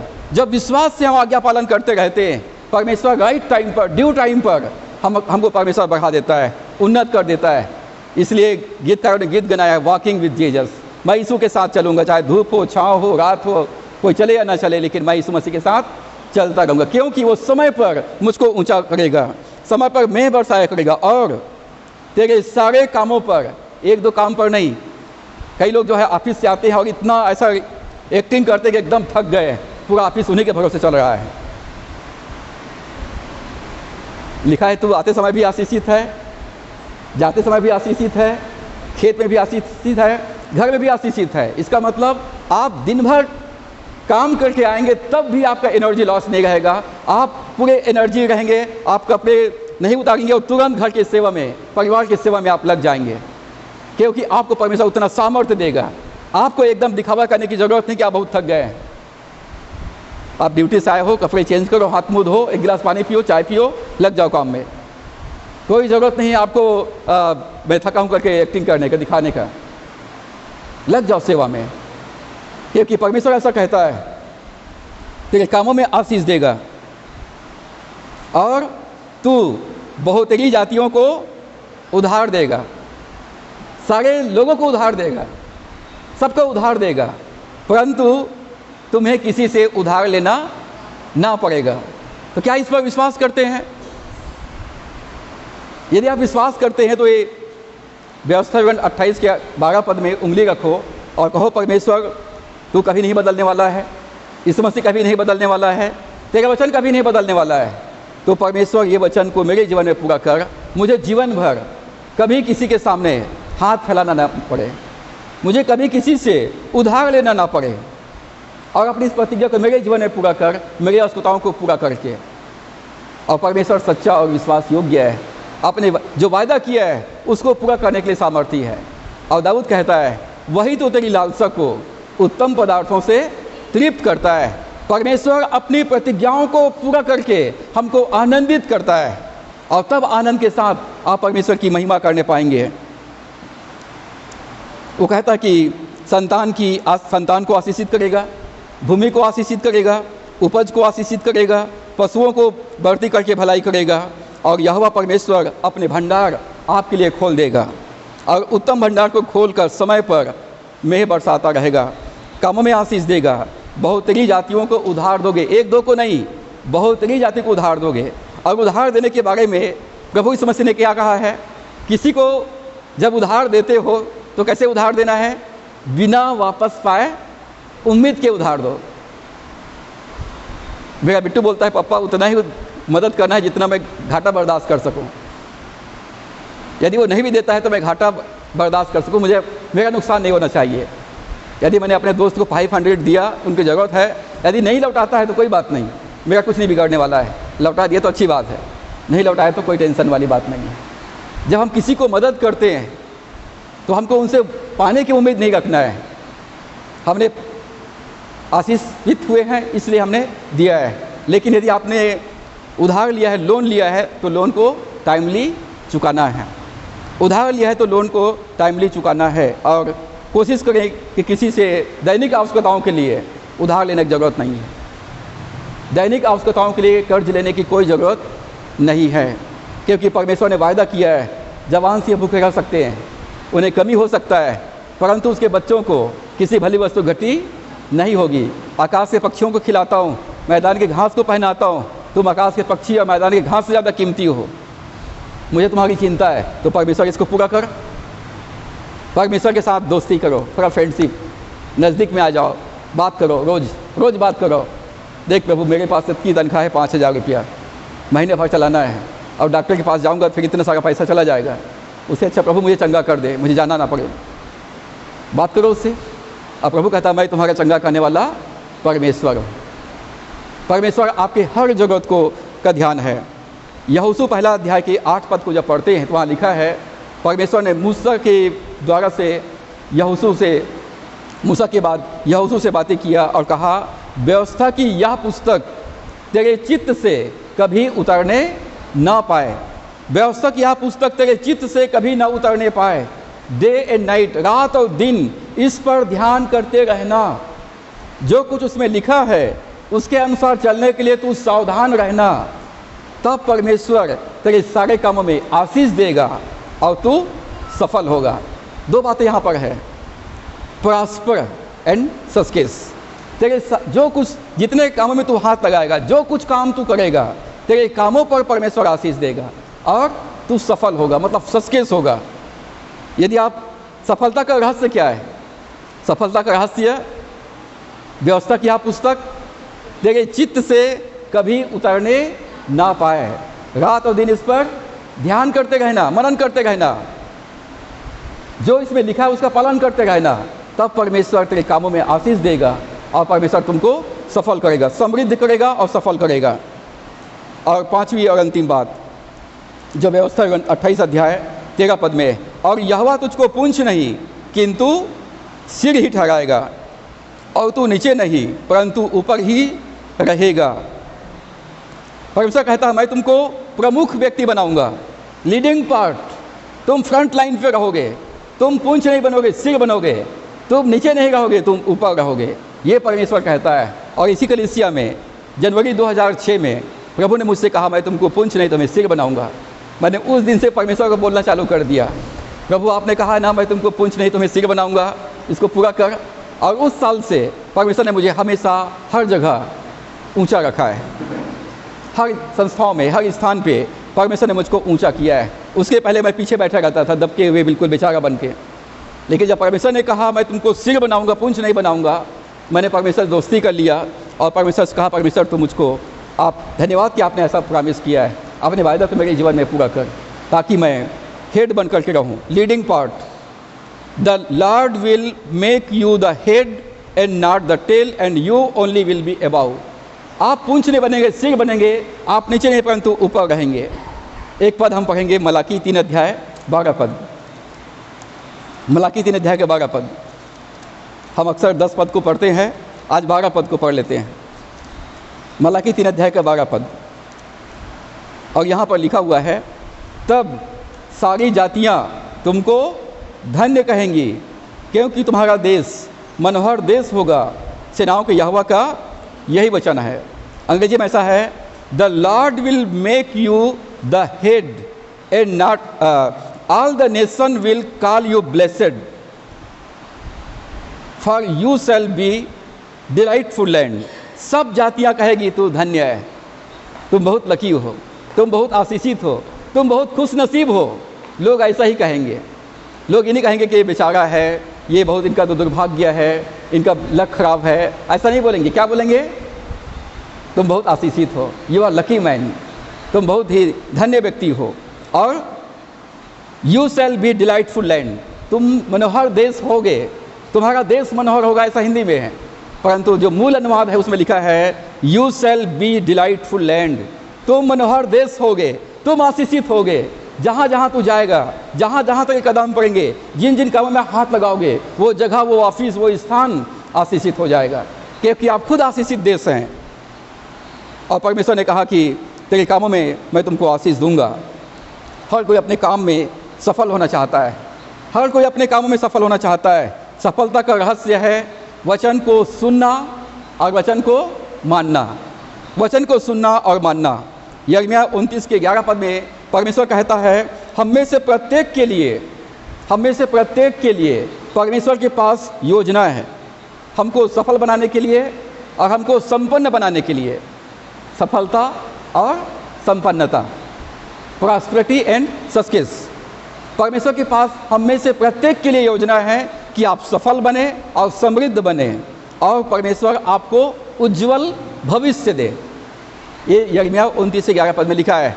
हमें इस प्रत्येक के लिए परमेश्वर की योजना क्या है कि हम संपन्न बने, हम सफल बने और हमारे पास सुखद भविष्य हो। परंतु ये कैसे होगा? परमेश्वर की आज्ञा पालन करने के द्वारा से। आज्ञाकारिता आसान नहीं है, आज्ञाकारिता आसान नहीं है। हाउ टू ओबे, हम कैसे परमेश्वर की आज्ञा पालन करें? आज्ञा पालन आसान नहीं है, ये बहुत कठिन है, बहुत कठिन है। आज्ञाकारिता कुर्बानी मांगता है, आज्ञाकारिता कुर्बानी मांगता है, त्याग करना पड़ता है, बलिदान देना पड़ता है, छोड़ना पड़ता है, और इसलिए ये आसान नहीं है। तो हम कैसे परमेश्वर की आज्ञा पालन करें? पहली बात, परमेश्वर के साथ संबंध बनाकर, परमेश्वर के साथ संबंध बनाकर। वो हमारा प्रभु है, वो हमारा राजा है, वो हमारा चरवाहा है, वो हमारा पिता है, और हमको उसके साथ संगति में बने रहना है, परमेश्वर के साथ संबंध बनाकर। और आज्ञाकारिता का हमारा उद्देश्य आशीष पाना नहीं है। आज्ञाकारिता का हमारा उद्देश्य परमेश्वर से हम प्रेम करते हैं, परमेश्वर पर विश्वास करते हैं, परमेश्वर पर हमको भरोसा है कि परमेश्वर हमारे जीवन में मेरे लिए भला है, और परमेश्वर से जो प्रेम करते हैं उनके लिए सारी बातें मिलकर भलाई को ही उत्पन्न करती है। यहोवा का धन्यवाद करो क्योंकि वो भला है और उसकी करुणा सदा की है। जब मालूम है परमेश्वर का प्रेम आपके जीवन में हमेशा बना हुआ है, परमेश्वर हमेशा भलाई करने वाला है, तो उसकी संगति में बने रहिए, उनके संगति में बने रहिए। परमेश्वर के साथ चलना है, जैसे हनोक चला, जैसा नूह चला, जैसे इब्राहिम चला। दूसरी बात, प्रतिदिन बाइबल पढ़ने के द्वारा से, आप चाहे कोई भी क्यों ना हो, यदि अपने आप को बिजी शो करते हैं और बाइबल नहीं पढ़ते, आपके जीवन में आत्मिक कंगालीपन हमेशा रहेगा, आपका मन में गंदगी हमेशा भरा रहेगा। यदि आप बाइबल नहीं पढ़ते, आपके अंदर में अविश्वास हमेशा बना रहेगा। और इसलिए प्रतिदिन बाइबल पढ़ना है। यहोशू पहला अध्याय की 8 पद में यही कहा, व्यवस्था क्या पुस्तक तेरे दिमाग से, तेरे चित्त से हटने ना पाए, दिन और रात उस पर मनन करते रहना, जो कुछ उसमें लिखा उसके पालन करने के लिए सावधान रहना, तब तेरे सारे कामों में तू आशीष पाएगा। अब भाई पढ़ लिख तो लिए, बहुत सारे डिग्री हासिल कर लिया, नौकरी नहीं है तो क्या फ़ायदा, पढ़ाई बेकार। पढ़ लिख तो लिए लेकिन नौकरी नहीं है तो, अरे हज़ारों लोग पढ़ रहे हैं भैया, तो अकेले थोड़ी है, लाखों लोग पढ़ाई कर रहे हैं, सबको थोड़ी नौकरी मिल जाएगा। लेकिन आपके पढ़ाई पर आशीष, हमने गीत गाया, कोई तेरे जवानी को तुच्छ न जाने, आपके पढ़ाई को कोई तुच्छ न जानने पाए। जो डिग्री आपने लिया उस डिग्री को कोई तुच्छ न जानने पाए, वो डिग्री आपके लिए, वो पढ़ाई आपके लिए काम करेगा। उस पढ़ाई के बेस पे, उस डिग्री के बेस पे परमेश्वर आपके लिए द्वार खोलेगा, तेरे कामों पे आशीष देगा और तू सफल होगा। तेरे साथ जो पढ़ रहे थे 100 लोग, किसी को नौकरी नहीं लगा, लेकिन आपको भी लगा। क्यों? क्योंकि आप परमेश्वर के साथ जुड़े हुए हैं, सृष्टिकर्ता के साथ जुड़े हुए हैं, आप पूरे ब्रह्मांड को बनाने वाले परमेश्वर के साथ जुड़े हुए हैं। तो पहला है परमेश्वर के साथ रिलेशनशिप, संबंध बना के रखिए। दूसरा है वचन का मनन कीजिए, बाइबल को पढ़िए। तीसरा और अंतिम बात, प्रार्थना कीजिए, प्रार्थना कीजिए, प्रार्थना कीजिए और प्रार्थना कीजिए। जब आप प्रार्थना करेंगे तो परमेश्वर काम करता है। जब प्रार्थना करते हैं तो स्वर्गदूत सक्रिय होते हैं। जब आप प्रार्थना करते हैं आपका ईगो, घमंड टूटता है। जब आप प्रार्थना करते हैं तो पवित्र आत्मा आपके ऊपर नियंत्रण लेता है। जब प्रार्थना करते हैं तो पूरा ब्रह्मांड आपके लिए सक्रिय हो जाता है। कई बार आज्ञाकारिता हमारे जीवन में कुर्बानी मांगता है, और कई बार आज्ञाकारिता हमको कंफर्ट जोन से बाहर आने के लिए कहता है। कंफर्ट जोन से बाहर आना है, अपने आराम क्षेत्र से बाहर आने के लिए कहता है, और हमको आज्ञा पालन करने के लिए पवित्र आत्मा की ज़रूरत है। और हमको प्रार्थना करना है, पवित्र आत्मा से कहना है कि हे पवित्र आत्मा, आप मेरी सहायता कीजिए, मुझ पर नियंत्रण कीजिए और मेरे जीवन में परमेश्वर की महिमा को प्रकट कीजिए। प्रभु यीशु मसीह तो परमेश्वर का पुत्र था, पवित्र आत्मा का अभिषेक उसको मिला था, आंधी को शांत करता, तूफान को शांत करता, मुर्दों को जिलाता, लंगड़ों को चलाता, बड़े बड़े चिन्ह चमत्कार कर देता, 5 रोटी 2 मछली से भीड़ को खिला देता। फिर भी यीशु मसीह क्या करते थे? प्रार्थना करते थे। उसके बावजूद प्रार्थना करते थे। प्रभु यीशु मसीह प्रार्थना करते थे।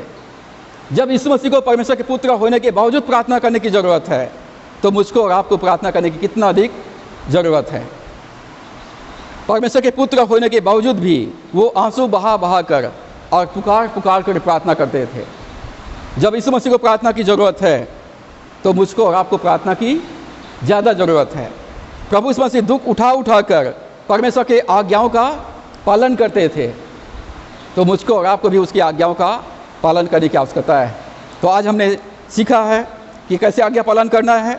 तो परमेश्वर के साथ संगति बनाए रखिए, संगति बनाकर प्रतिदिन बाइबल को पढ़ के और प्रार्थना के द्वारा से आप अपने जीवन में परमेश्वर की आशीषों को खोल सकते हैं। और परमेश्वर की आशीष आपके पीछे आएगी जब उसकी आज्ञाओं का पालन करेंगे। आशीष का रास्ता, आशीष पाने का मार्ग परमेश्वर की आज्ञाओं का पालन करना है। आज्ञाकारिता आशीष का मार्ग है। सो परमेश्वर इन वचनों के द्वारा से हम सबको आशीष प्रदान करें। हम इस समय मसीह गीत संग्रह से गीत नंबर 406 को हम गाएंगे और अपना भेंट हम इसी समय प्रभु को अर्पित करेंगे। गीत नंबर 406।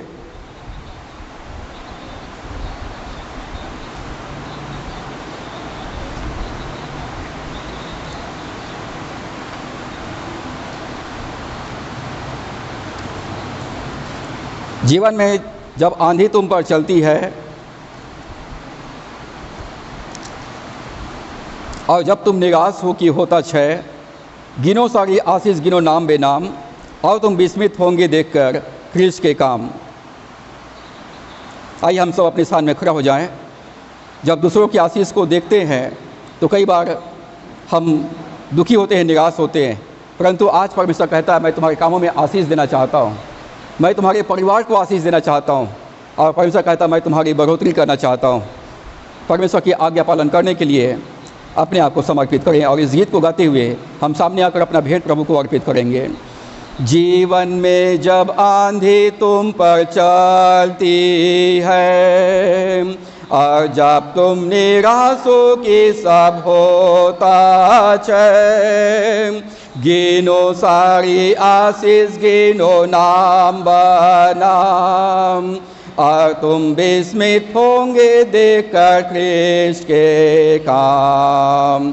आशीष गिनो देखो ख्रीष्ट, आशीष गिनो देखो ख्रीष्ट के काम।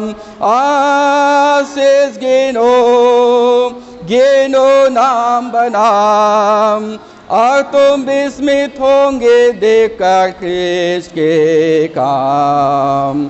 चिंता का जब तुम पर अधिक बोझ पड़े और जब क्रूस का भार असह्य जान पड़े, तब तुम गिनो आशीष वे कितनी है, और तुम गीत गा गा कर रहोगे निर्भय।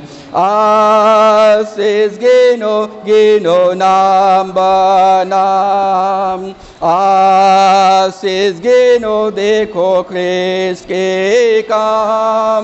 आशीष गिनो गिनो नाम बनाम, और तुम विस्मित होंगे देखकर ख्रीष्ट के काम। औरों के जब खेत और धन को देखते हो, तुमको होगा धन मसीह का सदा को। गिनो सारी आशीष जो है बिना दाम, में आनंद होगा और विभूषित दाम। आशीष गिनो गिनो नाम बनाम, आशीष गिनो देखो ख्रीष्ट के काम। आशीष गिनो गिनो नाम बनाम, और तुम विस्मित होंगे देखकर ख्रीष्ट के काम। आइए हम अपनी आंखों को बंद करें। जब हम दूसरों को देखते हैं वो आशीषित है, वो भरपूर है, वो सफल हैं, और हम हमारे आश्चर्यचकित होते हैं कि परमेश्वर मेरे जीवन में मैं क्यों आशीषित नहीं हूँ, मैं क्यों भरपूर नहीं हूँ, मैं क्यों सफल नहीं हूँ। प्रभु कहता है यदि तुम मेरे वचन के अनुसार चलोगे, मेरा आज्ञा पालन करोगे, तो मैं तुमको सारी जातियों में श्रेष्ठ करूँगा, और ये सब आशीर्वाद तुम्हारे जीवन में तुम्हारे पीछे चलेंगे, और मैं अपने आकाश रूपी उत्तम भंडार खोलकर तुम्हारे ऊपर आशीष की वर्षा करता रहूँगा, और तुम मनोहर देश होगे। तुम जहाँ कहीं रहोगे, जहाँ कहीं जाओगे, उस जगह में तुम आशीषित रहोगे, और तुम्हारे द्वारा से सारे जाति के लोग आशीष पाएंगे। सर्वशक्तिमान परमेश्वर, हम धन्यवाद करते हैं। आप चाहते हैं पिता परमेश्वर कि हम आज्ञा पालन करें। आप चाहते हैं पिता आज्ञाकारिता के द्वारा से हम आशीष के पात्र बने रहें। हम आज्ञा पालन करने के द्वारा से परमेश्वर हम तेरे मित्र बने रहें। आप चाहते हैं आज्ञा पालन करने के द्वारा से तेरे संगति में बने रहें, तेरे प्रेम में बने रहें, हम भरपूर बने रहें, सुरक्षित रहें। और पिता परमेश्वर आप चाहते हैं आज्ञा पालन करने के द्वारा से परमेश्वर हम तेरी महिमा करने पाएँ। जो वचन रूपी बीज बोया गया है पिता, हर एक के जीवन में 30 गुना, 60 गुना और 100 गुना तक फल लाने पाए। हर एक विश्वासी भाई बहनों बच्चों के जीवन में पवित्र आत्मा आप सहायता कीजिए, ताकि हम इस संसार के पीछे ना चलें, परंतु परमेश्वर संपूर्ण मन से तेरी आज्ञा पालन करने वाला बन सकें। हमारे आत्मिक जीवन में आगे बढ़ने के लिए, सेवकाई में आगे बढ़ने के लिए, हमारे जीवन में जो भी रुकावट बाधाएँ हैं, वो सारी रुकावट बाधाएँ हर एक विश्वासियों के जीवन से वो हमेशा के लिए यीशु के नाम में दूर हो जाए। पिता हर एक को अपनी आत्मा का ताज़ा अभिषेक प्रदान कर, ताकि लोग तेरे वचन को सुने और तेरे वचन को माने और अपने जीवन में आशीषित हो, और अपने परिवार के लिए और समाज के लिए और देश के लिए वो आशीषित होने पाए। पिता, जो आशीष आपने हमको दिया उसमें से थोड़ा सा हिस्सा आपके राज्य के विस्तार के लिए आपके सम्मुख लाए हैं। पिता, इन भेंटों को आप ग्रहण करें, धन्यवादी भेंटों को आप ग्रहण करें, इसको आशीषित करें और अपनी सेवा में, अपने महिमा में इस्तेमाल करें। होने दे पिता, इसके द्वारा से आप राज्य की बढ़ती हो और अनेक आत्माएं इसके द्वारा से बचाई जा सके। जिन्होंने कमी घाटे में से भेंट अर्पित किए, मैं दुआ करता हूँ पिता, उनके कामों को आशीष दे, उनका भंडार सदा भरपूर रहे और उनका कटोरा छलकने पाए। यीशु मसीह के नाम में दुआ करता हूँ पिता, उनके सारी मनोकामनाएं, उनके मन की प्रार्थनाएं यीशु मसीह के नाम में स्वीकार किया जाए और पिता उनकी जीवन के हर एक आवश्यकताएं पूरी की जाए। हम धन्यवाद करते हैं पिता, आपने हमारी प्रार्थना को सुना है। हम आगे के समय को, जीवन को संपूर्ण आराधना पर आपके आशीष चाहते हुए, आपको धन्यवाद देते हुए इस विनती को उद्धार करता प्रभु यीशु के नाम से मांगते हैं, आमीन। अब हमारे परमेश्वर पिता का प्रेम, प्रभु यीशु मसीह का अनुग्रह, पवित्र आत्मा की संगति और सहभागिता हर एक विश्वासियों के ऊपर अब से लेकर युगान युग तक होती रहे, आमीन। मुझ में यीशु की शोभा दिखाई दे, उसका अद्भुत प्यार और सब निर्मलता, हे तो आत्मा पवित्र कर शुद्ध मेरा चरित, मुझ में यीशु की शोभा दिखाई दे, आमीन, आमीन। प्रभु आप सबको आशीष दे। आप सबको जय मसीह।